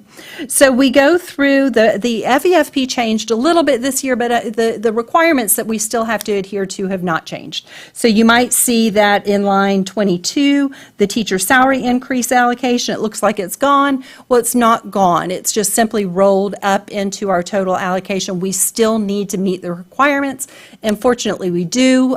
So we have a little bit more freedom to fund increases with those dollars. But again, as with a lot of these, you'll see them go away, but they're really the laws that require us to perform those particular functions continue. So state sources looks as though it's gone down, but if you look at line, so again, on line 34, it looks as though state has gone down, but if you look at line 31, just above it, we haven't included the Florida School Recognition Program, and that's just yet. That's going back to Mr. Edwards' point. That's usually a budget amendment when the state awards those dollars. So they've not gone away, they're just not built into this budget up front because we don't have that information yet. So we still imagine that or are estimating that our state sources will go up. We've just got a pretty big line item there that has negated that. As well, if you go down to the bottom of this page, page 47, our local dollars are where we are seeing a significant increase in our budgeted revenues. Local revenues primarily through our required local effort and discretionary, as well as our referendum dollars, are where you're seeing the primary increase that in local, again, the total increase, we're expecting a little over $43 million. So if you turn to the next page, 2.5, this is where we get into how those dollars are being expended. And going down to line 62 through 70, these are where we are building the appropriations. Again, a lot of the teachers' salaries, your paras and things, those allocations come through those allocation formulas. So we're seeing increases in that due to the FTE. We've still got a few things that are going to change again as, some of those positions that the principals purchase with some of their additional dollars get added, so you'll see that increase. But as it stands now, appropriations, we're looking at a $21.5 million increase, and that's primarily due to line 64, your benefits. Our FRS rate, the base rate, went up 2%, so from 10.5 to 13.5. Is that the right? Oh, I said 10.5, didn't I? Yeah. Yes, so from 11.91 to 13.51. So that's primarily where we see the increase in benefits. We are working with our health insurance folks right now. I know Ms. Peterson is working really hard. They always come in with an estimate, and we have to work really hard to get it down to something that we think is reasonable. So we're in those negotiations as we speak. And you can also see that the other big increase is relative to our charter schools, and that's just pass-through revenues. They get some of the additional revenue from the increase in FEFP. As well, we have a new charter school that's opening up this year that's going to have about 650 students is what we've got forecast at this point, and I think we have another couple of charters that are adding grade levels, so we are seeing increased student participation in those charters. So of the appropriations, again, that's primarily where you're seeing the increase in where we are spending based on, again, things that we don't have a lot of control over at this point. So with that said, if you look down at line 92, or row 92 on page 2.5, we're showing that there will be a surplus of revenues over expenditures of just over $19 million. So I know as we're working through this, a lot of the questions have been, how do we know what we can do budgetarily moving forward, what kind of programs and ads we can make. That's kind of where we're starting with the dollar value. So what I'd like to do now is to show you the changes, and this is really where I'm hoping we'll have a bulk of our discussion today to talk about where we want to move forward with how we spend the dollars that we have available. So if you go back to page 2.1, yes, ma'am. Oh.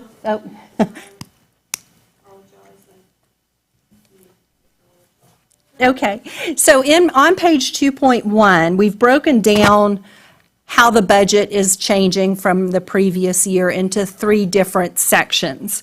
This first section has already been incorporated into the budget because these are the things that we kind of have to do.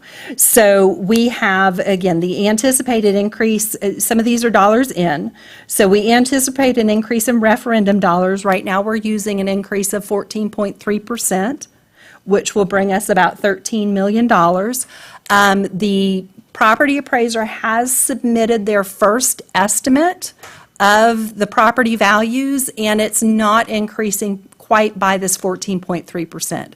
However, if you remember last year, we had a very significant difference when we got the actual come through. So we're going to stick with this 14.3% and see what happens when that true estimate, when the true certification of property values comes in on July 1st or thereabouts.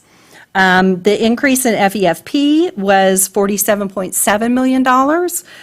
As we mentioned, about $9 million of that is going to increased scholarship dollars. So we pull that back out. Row 8 is our increase to charters. Of course, they get our FEFP dollars, plus they also get referendum dollars. As I mentioned, too, additional FRS cost, health insurance. We have a 0.5% increase in salaries when folks move to the next year for retention. That's part of our contract. And then we had some reductions, mainly our FEMA dollars, in revenues that we're not going to be seeing in the next year. So if you look in the total, the top right-hand corner, we've actually at this point got $23.7 million available for use. So then we'll go to the next page, which is our student school-centered page where we look at what is being applied to our schools. The first, you'll see I've got a couple of shaded lines there. So line 15, 16, and 17, these are things that are happening that have already been included in the budget. Again, the 35 teaching units, 20 aides, those are additions due to the formulas and other adjustments like we mentioned with the ESE needs that cost $5.2 million. Schools also, because they're seeing additional students, they're going to see additional discretionary dollars, things that they can choose to use for supplies or additional equipment, whatever the principal feels is needed. That's another $250,000. And also, we are adding 12 additional custodians at just under $700,000. So again, those are things that were already in that. That's why when I say that there was on the first page $23.7 million, we've already pulled those. That's kind of where we get closer to that $19 million. Excuse me, just to be clear, on the item number 15, the 20 aides, I know that was mentioned before, but this is more of, that's a calculation based on the students. It's not additional funds. We have additional funds, and that's where we're directing 20 aides. That's a calculation based on, is that correct? Correct. Calculation, and again, the ESE is not a specific calculation because, students look different, and one student may need different supports. So the ESE is not necessarily a calculation, but it's looking at each individual child and the classrooms, actually more so the classrooms and what those needs are. So some of those, but yes, those are formulaic in that, yes, a lot of them. I just want to make sure, because we talked about earlier, and I wasn't sure, if it wasn't done from a priority standpoint, it's just the calculation. I just want to make sure that's clear. Correct. So again, above row 18, those have already been included in the budget, and so then we get to some of the things that, again, hoping that we can get the go-ahead from the board so that we can start hiring some of these positions if that is the will of the board, and also put these in the budget so that on the 6th I can come back to you with the budget that then will come again to advertise on July 24th. So that would be a high expectation, but so that's what we're going to hope we're going to do. So we are, as we talked about, reducing the student, the counselor ratio, reducing that in elementary schools to add 10, it's 10.2 additional guidance counselors. I've got that being funded from our referendum dollars because guidance counselors is one of the original intents of those funds, so we're just changing the ratio in regards to that. As we mentioned, line 20 are the additional K through 3 reading strategies. I believe Dr. Foster, talked about those and those literacy coaches. At this time, we've got $3.5 million set aside in ESSER dollars. We want to manage or review the accountability and see how we're that what we've done is providing the support that is moving the needle. So that's one of the reasons that they are moved to ESSER dollars. We've got some referendum dollars, $3.5 million, to focus on that beginning teacher's salary because we know that we are not where we want to be in comparison to our neighbors. So we would hope that that would put us in the right spot. And we can talk about that more during executive session as to what that might look like. Again, we've talked about a couple of additional behavioral specialists. We had already added, and we're continuing to fund one additional at each elementary school. This is looking at 2 of our middle schools who have some specific needs that there has been the request that those be funded for the next year to assist. Mentioned also the instructional resources. That was Ms. Meckler and Mr. Manuglia. I'm going to say his name wrong. Wrong one? Did I? Anyway, Rob.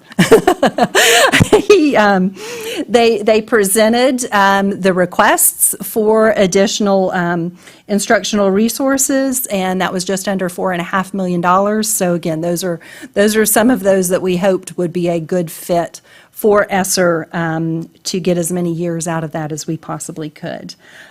Discipline, along with safety and security, we kind of grouped those together. We wanted additional bus aids so those students arrived to school in the right attitude to learn. So we were hoping to start with 15 new bus aid positions for some of those routes that have higher needs. Again, Dr. Foster mentioned I think you've had 2 executive sessions on safety and security. So this is the recommendation. We'll have to have another executive session so that those can be detailed so you can see exactly what the superintendent is recommending in regards to enhancements for safety and security. Also discussed were 3 different options for 45-day interventions, and we are recommending the evening schools at this point, again, as something to try, which again is why we're putting it in ESSER so that we can see if it does move the needle and we want to continue it moving forward. So again, these are, at this point, the proposed changes at the school level. This would be an additional almost $25 million. Now, 13.5 of that is being funded from ESSER. So it's not using all of our general fund and FEFP and referendum dollars. We are doing a lot through ESSER with this, but again, it's almost $25 million that we're hoping to see impact schools and between school safety and the instruction within schools. The final page is. I'm going to stop you real quick, Ms. Sure. Marinelli. Thank you. Did I understand you correctly, Ms. Penner, that we're going to have another executive session or things we already talked about when it comes to our salaries compared to other counties? We will need, I don't expect, I shouldn't say that, I don't know. So we would need to do executive session, and then we'd have to go into negotiations. Yeah, so this is just what Ms. Penner is saying. She's put some money to the side as we go into negotiations so that there are dollars there, however that falls out. I just want to make sure that. 10 foot. Mr. Edwards. Sarasota, I have one more Yeah, question. no, I'm sorry, go ahead. And this kind of ties in what we've all been saying, but I think with Mr. Edwards too. With the extra dollars, because we are focusing, what pre-K through 3. Have there been any discussions of possibly having some aides in classrooms that help with that instruction, especially when you've got to pull kids out that stay in the classroom? Because we all know, and that's some of the things that I've heard some of the principals say or teachers say, that that's very helpful if there is an aide in that classroom. So we've allocated 3.5 million for K through 3 reading support. Approximately 2.4 million would be for the literacy coaches, and then the additional part could be used for paraprofessional aid support. One concern I met with the elementary reading team. I've had a couple meetings with them. One concern we have is we're looking at our staffing thing. This goes the same thing with certified school counselors. So it's not just a matter of what we're able to allocate, but what we're able to fill. And so I think we had some discussions, and of course we would, if we knew we could fill every position, it would be a different situation. So I think it was trying to balance that out. We felt that the reason we put a significant portion of those dollars to the literacy coach is that the impact that literacy coach would be able to make, and of course putting us in compliance with House Bill 7039, that gives us a much bigger advantage. But of course there are some dollars there that we could also hire I'd rather have them, and maybe not be able to use them, but at least they're there as we build on. Because if this all works, I would think we would have teachers wanting to come to this district. So thank you. Thank you. Mr. Edwards? Thank you. Yes, on additional headcount in classrooms, I hear that all the time from teachers, all the time. The evening school for 2.1 million, how much headcount is that we're adding to? And I know it's ESSER dollars, but how much headcount? So that is adding teachers to school sites. I think it would be based on the enrollment and the need. I'm not sure, Ms. Penner, if you can share. And That's if this the is other half of my question. How many students does it support? Because I know that this is a piece of what we looked at from a behavioral standpoint. So I roughly calculated 500 students that fell into that behavioral issue. And so I wanted to know how many, and what's the criteria of folks, of students going to night school? What is? the thought process, and of course, if this is something that we have tossed around a lot of ideas regarding this, and we had the team come forward, and if this is something that the board is not wanting to move forward, we're totally fine with that option as well.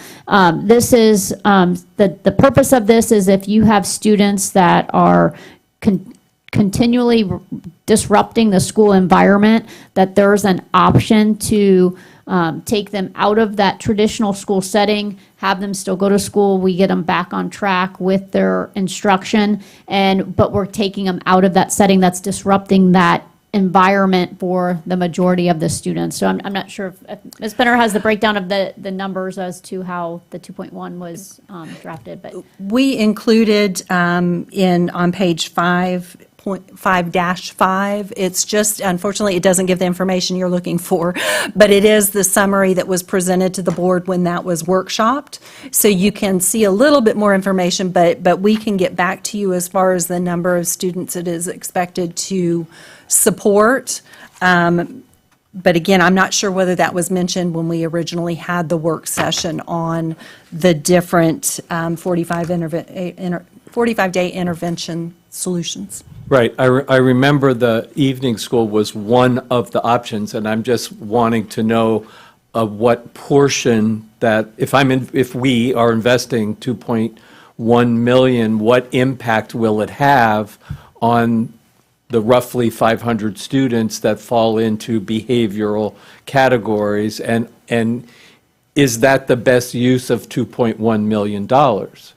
And I think these dollars and this program was designed not only to help the students that go into the program, and of course we want all of our students to succeed. So when we do have the tier 3, we have those kids that are needing intensive support, that we have that structure in place as well. But this program was also initially kind of recommended based on the majority of the students. So what we have when you take a traditional high school of approximately 2,600 kids, we have in many of our school sites a small fraction, maybe 100 students or so, that are causing a disruption to the learning environment for the 2,600. So this program is not only designed to help those kids that go in and out of the program. The hope is that they go in at 45 days max and they go right back into the traditional setting, but to help the school at large. So when this conversation came up, when we had it as a board workshop, it was coming up as a result of some things that were posted, for example, on social media. We were seeing things that were happening in our schools, and we said, we need to do something about this. We need to make sure that our schools from 7:30, when our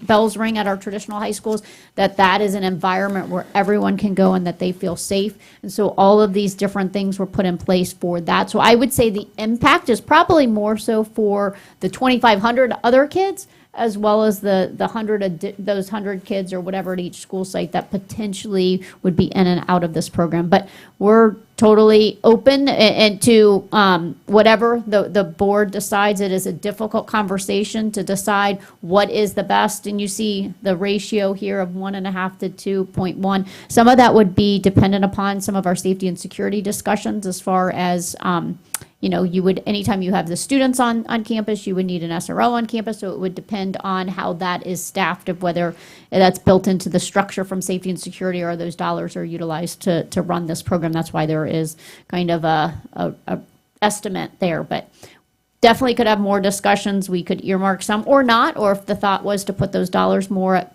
the pre-K to 3, we could definitely do that as well. I think the thought was to have something to address the concerns we're seeing at the high school level.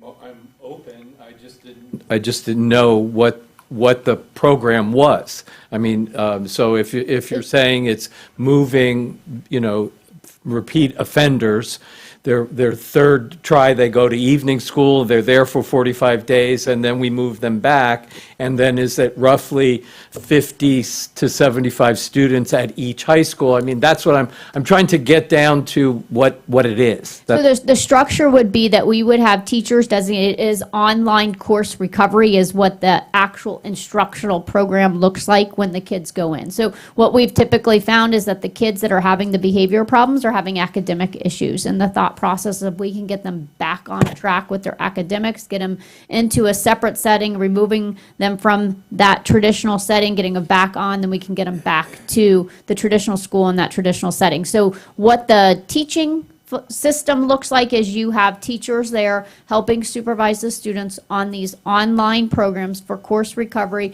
and then you have support, whether it's certified school counselors, whether it's therapists, behavior support, to then get them on track. I did have a meeting with representatives from Teen Court. Teen Court and other agencies in our community could be a big part of this as well. So some of the kids that we're seeing that are having some of these issues are maybe kids that have had troubles that has led them down that Teen Court path. This would allow the time after hours for that support to come in as well. So it's yet to be developed. Right. Yes, it is yet to be developed. So, yeah, earmarked. Mrs. Rose.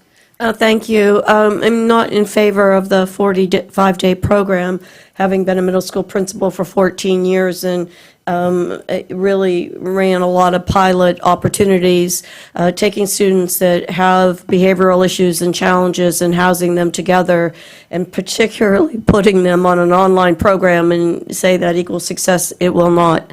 I'm also concerned with the supervision that is on our campuses after school, and we're going to cluster students who, whether it was bullying or the like, and we're going to put them there where there's all kinds of after school and a variety of different clubs and programs going on.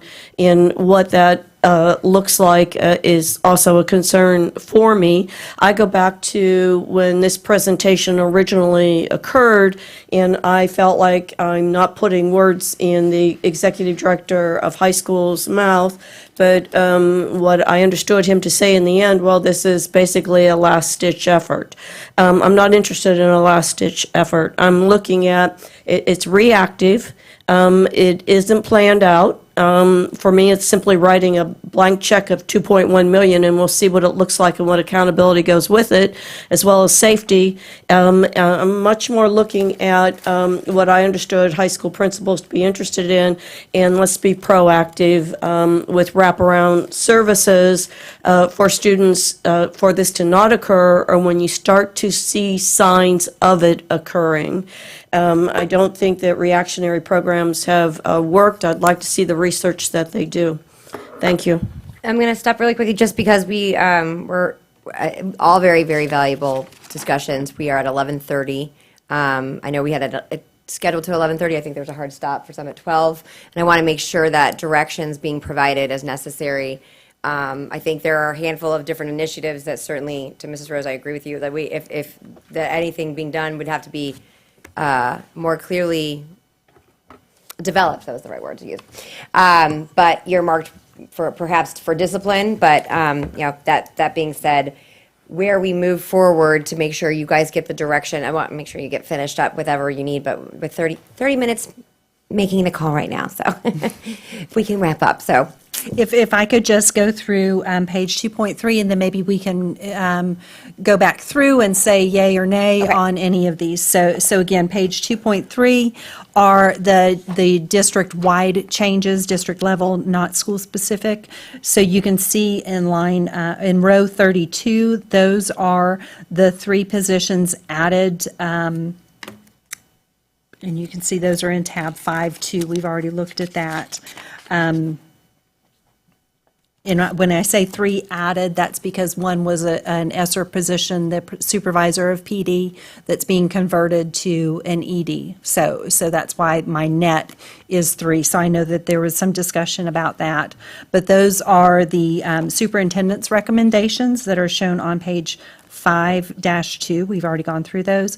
The next 2 are the departmental level requests.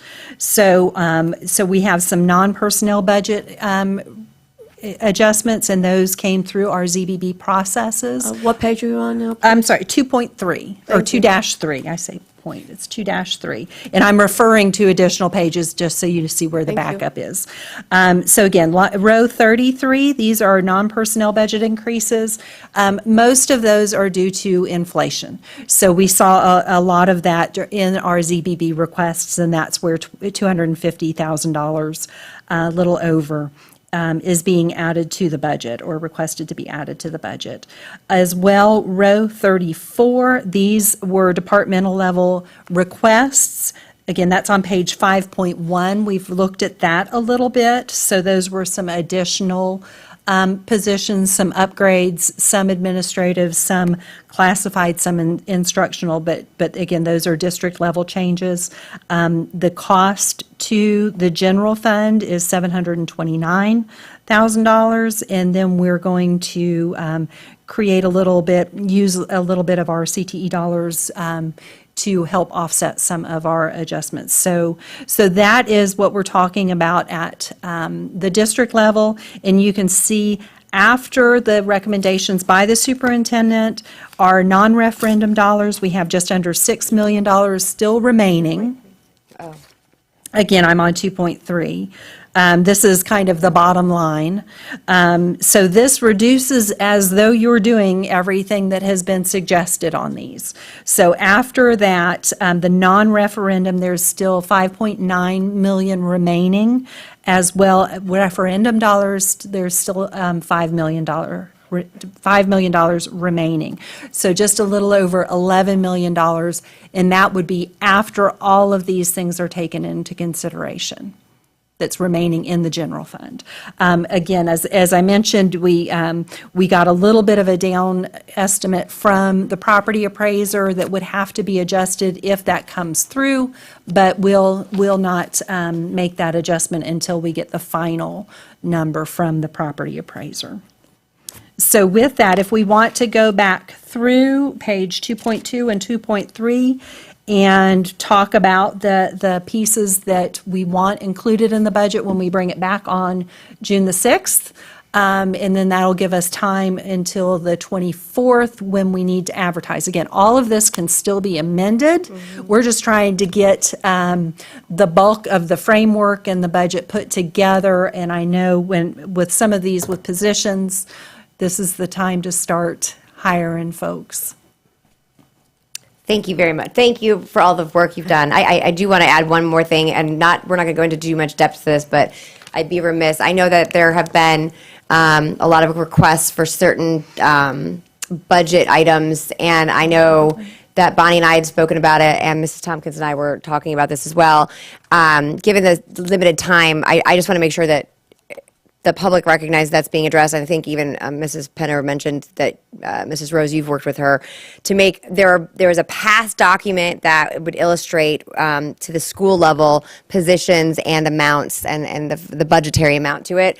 And we're going to pull the older budget sheet to compare it to, because while there has been a change, I think it was 2018, Mrs. Penner, if I'm incorrect here, that Mitzi Corcoran had done to align with, I can't think of what the association, I want to say OPAGA, but it's not OPAGA. But that it was, our budgets look a little differently, but I recognize, I know myself, I'm familiar with that document, and I think my goal is to make sure that to the members of the public who are requesting it, I want to make sure we're talking about the same thing, because I think all of our goal is to achieve it. And so again, I think I wanted to address this because there's a budget conversation. I know that there's been a lot of talk amongst the superintendent and the CFO, as well as individual board members within this, to try to address this and make sure we're responding, and so that it's easily understood and accessible to all. And I want to be also, but yet sensitive to time, so that the direction and priorities can be brought forward at this point. But we can sidebar this, but I would be remiss if I didn't highlight it, that our goal is to absolutely find a resolution that's easily accessible, that's clearly, that's similar to what was done before, but also aligns, doesn't duplicate efforts as previous, or current charts that we have. Mrs. Rose and then Mrs. Marinelli. I'm not sure if we're going back through line by line. For me, I just want to state that I will not be supporting this budget with the 13 additional either elevated or added district-level administrators with a 2.8 cut. I'm in full agreement of the accountability piece, but that's just not accountability of new administrators. That's accountability of every administrator. And, absent a administrative salary study, given what we're paying administrators and what other districts are, et cetera, that has not been revealed. And most importantly, we are a mere 20 days to a potential permanent superintendent. They may or may not have a completely different plan or proposal. We're not 4 months away or 5. We are 20 days away from deciding potentially on a permanent superintendent. I think it leaves out the potential of what anyone has to bring to this district. So with the 13 either elevated or added, and I'm not saying that there aren't changes that would be a benefit. I'm not saying that there aren't adjustments that are needed. I'm just not in agreement with 20 days away and no accountability plans, no salary studies, et cetera, And I'm also going to say, I'm going to be very transparent. I'm not comfortable that a lot of these people have already been talked to. So it's just not a pretty picture for me that I have to sit up here and have this conversation, that I'm the one that is allowing all these things to happen or not happen to people's lives because they've already been discussed. I find it inappropriate at this time. And I'm also not in favor with leaving them in the budget. It's like a blank check. My greatest responsibility is my fiduciary responsibility, and I'm not interested in giving anyone a blank check without accountability. Thank you. Thank you. Mrs. Marinelli. Thank you. On the 45-day intervention program, I'm not really in support of that, but I do know we have to do something. So having that money earmarked or however, but I think we have a lot more discussions to do on that, especially if we're looking at keeping students in their schools. But I also respect, because I lived it, when, you deal with the same kids all the time and you're breaking up fights or you're getting hit, spit, kicked, you're like, you got to go. So we have to come up with a good plan of what we're going to do, and I just don't think doing a 45-day right at this point is going to really work. We have to really think it out, and because I think kids are going to do best when they're in their school, but they really can't be with the general population that they're causing all the disruption. And then also just to really that pre-K through third grade, the aides and anything that we can add extra if we're going to make, because I think we have one chance to get this right for these kids. And if we don't, we need to give everything we can through the budget, personnel, whatever, so when those students leave third grade, they are on grade level or close to it. So, and then I agree with what some of Mrs. Rose has said. I think it's just really hard at this. We're in a very critical time of going to be doing interviews and deciding who the superintendent is. But I know we have to go forward. We just can't stop it. But there are things in here that I don't think we're ready to approve yet when it comes that time. Thank you. Thank you, Mr. Enos. Yeah, just two quick things. One, obviously, when I look at this, reference to the safety and security, obviously, we need to see what the breakdown is there, because what we discussed in there was multiple different scenarios. I know that's one of the things that the public, obviously, as well as us, as Ms. Rosa stated and Mr. Edwards, and obviously I lived it, is, our kids aren't safe, they're not learning, so we need to make sure that as soon as possible we can get what the recommendation is, because obviously that may change the budgeted amount too. And the other thing is just speaking up in reference to the 45-day piece. One thing I think we need to be cognizant about is a lot of the students who are eligible for triad don't necessarily accept going because of they're in Northport and you can't travel the hour each way and provide transportation. And I also know that once you start putting 110, 120 students in a facility that wasn't built for that, which for those who can remember way back for what it was, I mean, that facility.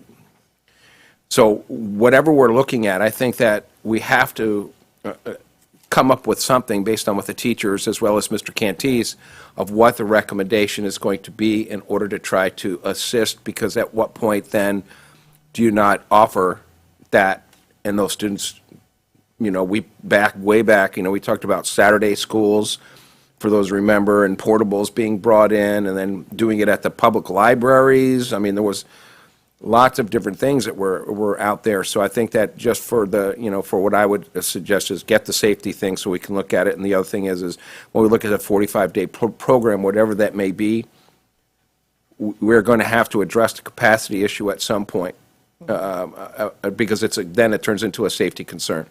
Not just for the students, but also the staff and stuff. So when we're looking at the 45 program, it may not be, I'm not an advocate of evening school. I just don't think that those are successful. But I also think that we have to have something to address capacity, as well as those speaking from that, from talking to teachers, is after you've done every classroom management style and everything you've done, what are you're bringing them back in after a 10-minute cooling down period isn't effective. So again, it's like Ms. Rose was talking about, what is the plan if it's not effective on the placement? What are we going to do in order to help our teachers? Because this is one of the things I hear all the time, is they're under a tremendous amount of stress as it relates to this. So that would be my two things. Thank you. Mr. Edwards, do you have any comments? Okay, thank you. So, I go back to the measurement and owning where we would move this. I think there could be a million different scenarios.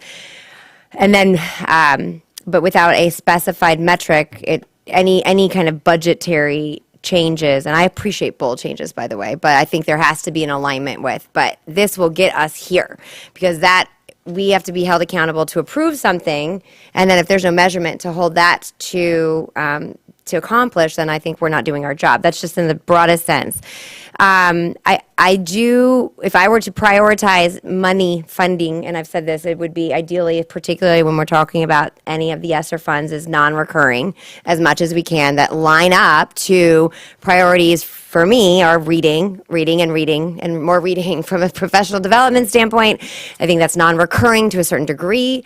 I know that we have in this budget it's 3.5, but I actually, now that we broke that down, it actually sounds like that's recurring dollars, because those are literacy coaches, versus an investment in professional development or thinking through a strategy of how we would utilize that. That, to me, makes sense. It's a baseline. It's time tested that we know no matter what, if we're focused on reading, a lot of things are going to be elevated according to that, and that's a way to optimize the money that we have right now. And when I go back and look at some of the money that we have, what we've kind of used it already in, it doesn't seem like there's been a lot of professional development, but I don't know that there's been a portion that's been on reading, but I'm just not sure that's where the focus had been. And then I would be remiss, I think discipline, again, I have to commend the team for putting something forward that's outside the box. And I don't think anyone is saying otherwise. I think that there's no question one of our biggest issues everywhere for retaining teachers is an issue with classroom behaviors. And now there's multitudes of external variables that play a role. Being illiterate is a huge part of that, by the way.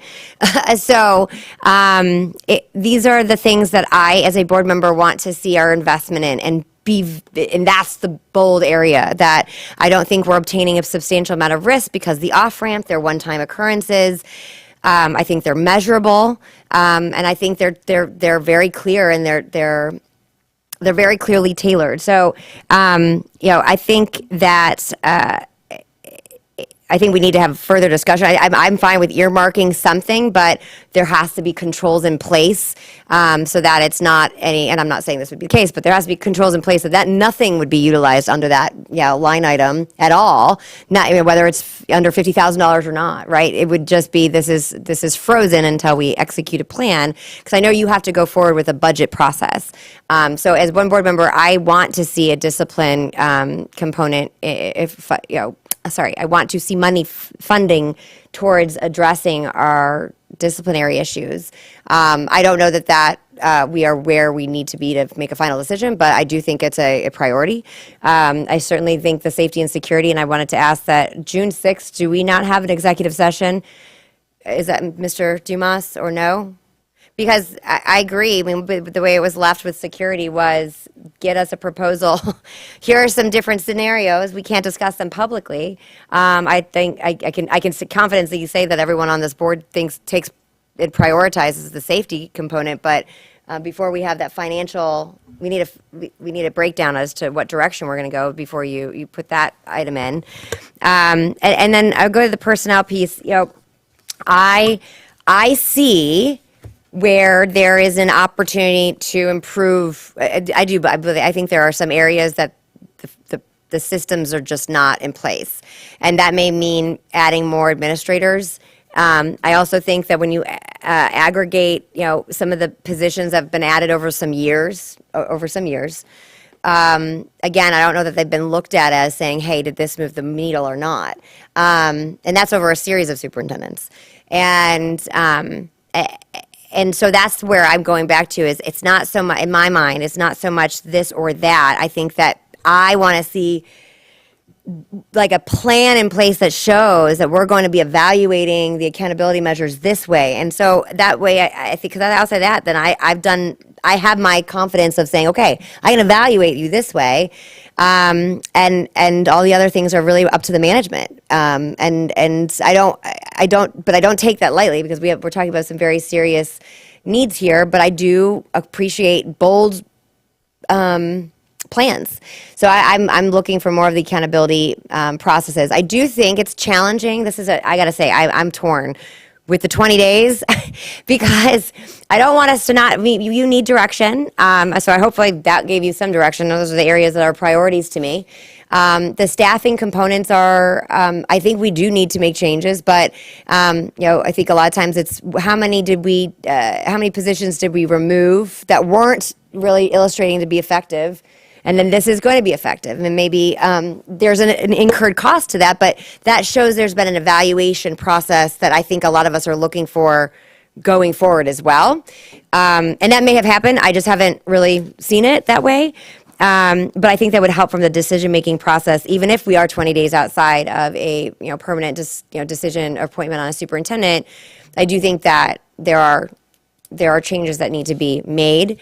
But it comes down to the process of how we select that, or how you got there, and what we're moving, what we're taking on, and how we're holding them accountable. But I go back to, for direction, not more non-recurring that's focused on reading, safety, and and discipline are going to be ones that I support all day long.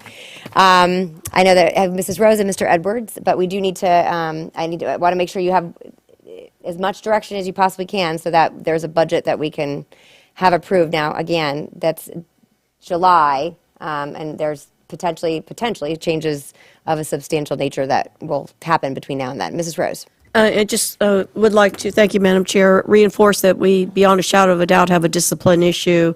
I'm not sure that reactionary measures that aren't research-based are the answer. Where's the research, where's the model programs? I know Mr. Edwards went to a model program with wraparound services that was during the school day in Fort Myers. I just think that, for whatever it was, $1 million, that the homework on that is minimum.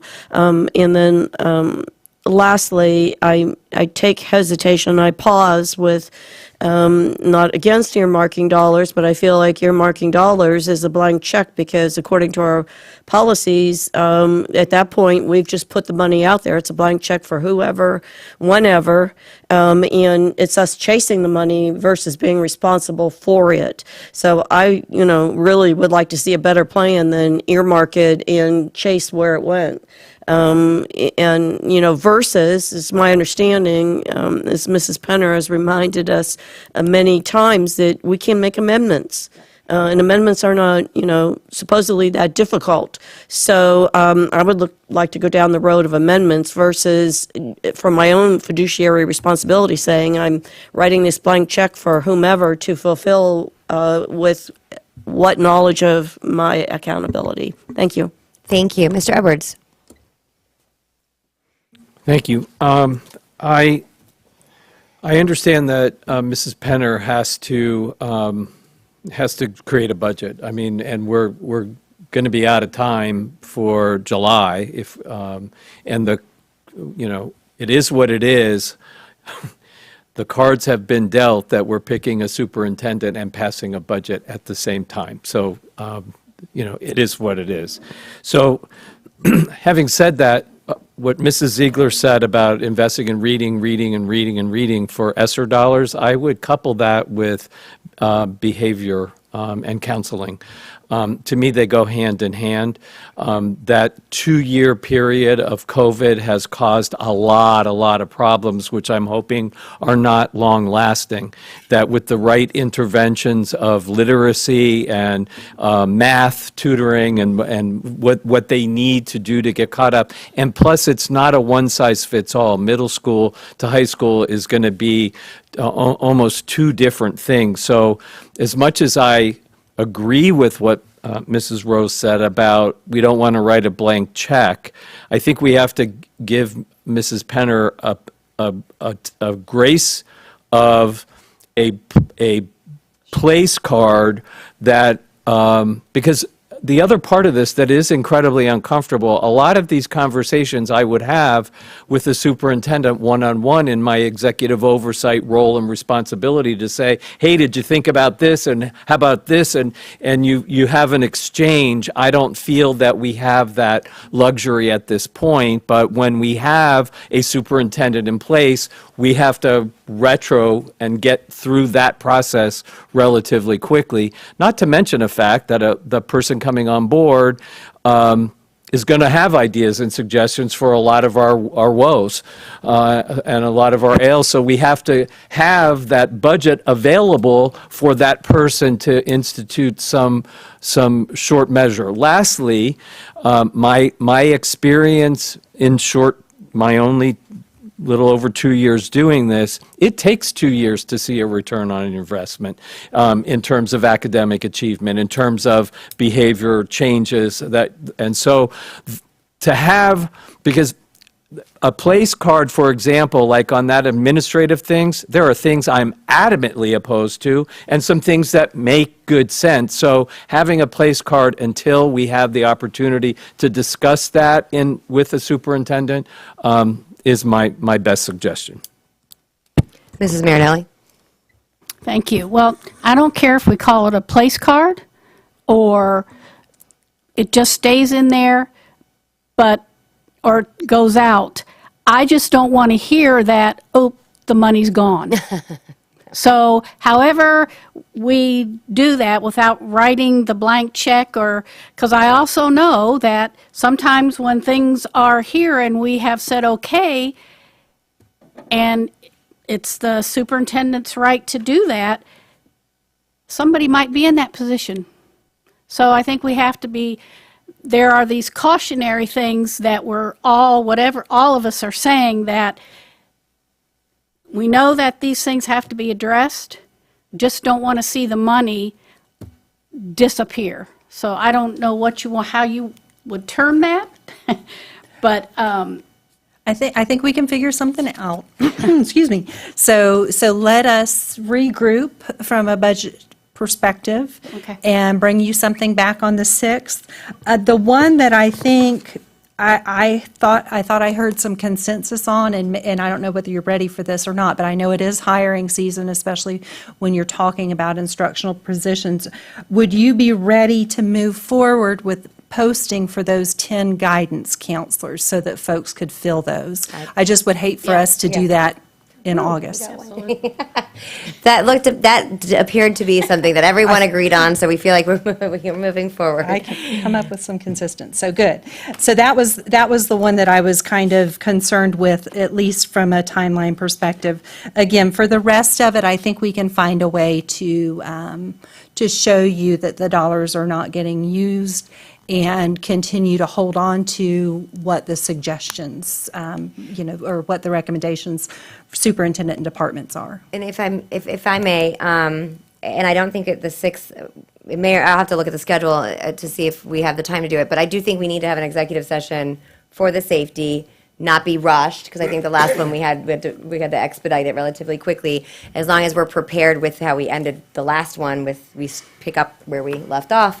That way we can back that into the budgeting process as well. Let's figure it out. I'm thinking of the standalone. I'm with you. So I'll have Mrs. Tompkins work with y'all, so that even just like this was kind of a nice standalone, focused, and that we can get some decision-making done. So if that is kind of an acceptable structure for y'all, then I'll have Mrs. Tompkins. I know we're meeting a lot with the upcoming superintendent search as well, but I know this is a budgetary item, it's a priority, but we need to have that finalized. So we'll get that on the calendar as well. Dr. Foster. Yeah, so two things. One, and it doesn't have to be today, but hopefully by June 6th, if we are planning to move forward with the literacy coaches, I think anytime we have that significant number of instructional positions, the sooner in the summer, the better. It's going to be harder as we go in the summer. So just as a note to consider, we had that as a consideration. And then the evening schools, if we wanted to just take it completely out of the budget, we could then take it off of 2.2, and on 2.3 note, I don't know, Bonnie, if this is a possibility, but then just note that there's 2.1, Ms. Penner, I was just wondering if it's possible to take the 2.1 off of page 2.22 and just put it on the 2.3, which shows that we currently have 11.1 million. You could put that 2.1 under ESSER, and it would show that we have 13.2 million sitting. No, but I didn't know if they, if you want it, if it was the will of the board to just take it completely off so it's not listed as something that's being spent and put here as it's still funds that haven't been utilized, but we would of course have to make sure that we earmark those ESSER dollars at some point for something. Just a thought, just so that it's not listed here. I know there's a concern that if it's still listed as an expenditure. Right. I think we're going to bring something back that maybe looks a little different. I'm kind of pulling it together in my head. But yeah, ESSER is going to need to be, because there is, again, we pulled back a lot that was in the ESSER budget that either wasn't going to be able to be done or change in direction. So I think, moving forward, that's going to be very fluid, and we're going to have to make a lot of adjustments. Very quickly, I think that the literacy coaches do not say that that was a requirement upon law. I can forward information. So this is, House Bill 7039 addresses some of this concern. So this is a recent bill. And then I can also, I'll send to you all the language regarding literacy coaches so that you have that. We can make the determination next week. I would just say that if we decide to move down in that direction, the sooner the better. It's just as we go into the summer, it's going to be hard to fill those instructional positions. So that, I just wanted to make a note of that. But I'll send you that information regarding literacy coaches. I'm not opposed to the school-based budget. It's the administrative district level budget that I was referencing. So I'm not sure where anyone else. Those are not centralized? I'm sorry. No, the literacy coach, the plan is they would be on the school-based budgets. They would be a school-based position. Yeah, and then if I understood correctly, again, I don't have it in front of me, but from a legal standpoint, and I know we've said this before, I think we'd all be in favor to make sure that we're in compliance, and certainly when it has, are there any objections to the literacy coaches? Is that, okay, I think that we can also include that as well. It's school-based, it's not centralized. School-based. Okay. So they can get them. Yeah, any of the school-based positions. May I ask a question Of relative course, to yeah. that? Are those reading recovery literacy coaches or literacy coaches? These are literacy coaches. We're still having discussions regarding reading recovery. These are literacy coaches that are going into the classroom that would be helping teachers. It was just a differentiation because I know we have both. Thank you. Okay, is that enough direction for the time being? Till June Yes, 6th? and I don't know if you saw, we had up there, just to your point in regards to how the school budgets are going to be presented. We do have an example, and that will be in the tentative budget when that comes out on the you. 24th. So Thank hopefully you. that will get us closer. We will continue to work to get folks satisfied, absolutely. No, I appreciate you guys working on that, in addition to a number of other items. And I know there's a lot of work that goes into this, and I know this is a kind of a flex time, but I feel like there's always something. And moving, so are there any items on the budget that want to be addressed at the moment? Seeing none, I do want to go just briefly, just because this is the first time we've met since, and I know that we all got the calendars for the superintendent search. There's a lot of dates coming up, so thank you to my board members for being available, and thank you to Mrs. Tompkins for organizing all of that with Mr. Joel Stevens. And I know that appears that everyone has provided their 3 appointees to the advisory committee, which will be added to the agenda, or it's on the agenda for June 6th to be authorized. There was also a discussion, and again, it really was brought up by the search firm, and because it was not addressed as a board, I didn't make any decisions or what have you. There was some ideas of how would we move this fast, and does this make the most sense, as it pertains to whether or not a staff advisory committee would be a part of an addition. I know that we've done a lot with the feedback from the community. My understanding is McPherson, they are going to be compiling and providing us with all of the overview with that.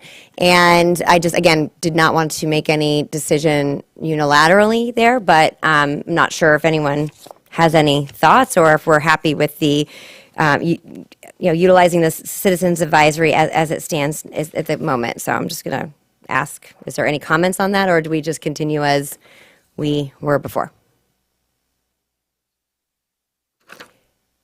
We have the two items, we have the Citizen Advisory Committee, which everyone gave their name, and Mr. Joel Stevenson, Stephen, I'm getting his names mixed up, Joel, had mentioned something about a staff advisory committee. Again, that because these are board-sanctioned items, I certainly can't make those decisions, and we are short on time. So if that's something people want to add on, or if you believe that the feedback we've received so far is sufficient, of course, anytime we have any kind of, people can still email us and provide all sorts of impact, but Mr. Edwards.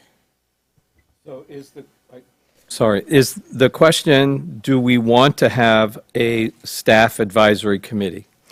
Yeah, there was an email from regarding Mr. Joel's. And how would that be comprised? Well, that was one of the concerns, and our timeline, there's no rhyme or reason at the moment. So that is why, to me, it just certainly wasn't something I could do myself, Kathy and Joel, or Mr. Joel speaking, so it would have to be addressed as a board, and again, we have to be cognizant of the time, too. So there's no specified structure that's been brought forward.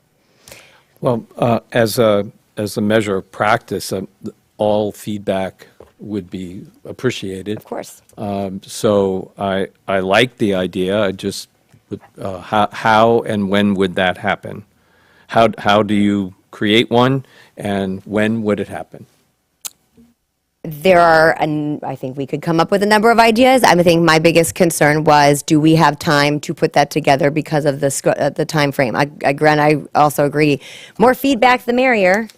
But thank you. Yeah, there was an email sent out on this on May 25th. But this is the time for the board members to recommend anything, or we continue on forward. Mrs. Marinelli?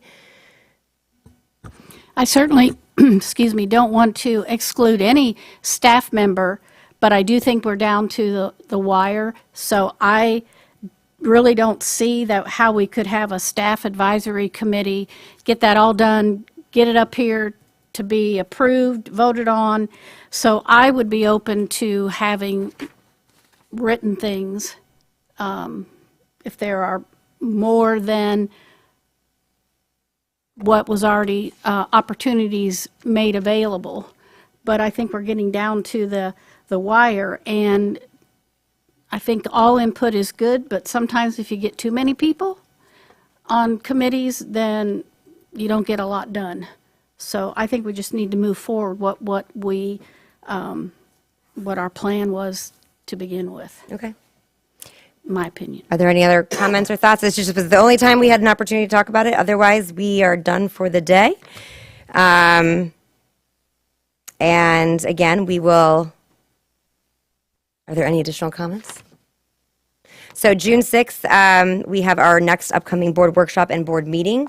I know that Mrs. Tompkins will reach out to all of you to see if we can find a date within the many, many other meeting times we have coming up, but so that we can address safety and security, and then we'll work with Mr. Dumas to make sure that they're all prepared so that we can pick up where we left off. And then I would say for any superintendent items, or any item as a matter of fact, but we certainly want to encourage all members of the community to, that's whether you work for the district or not, but please provide that feedback as we come forward. We have all of the dates, is everything posted up online? And we will continue to be sharing that schedule with the public. So if there are not any additional items, without objection, we are adjourned.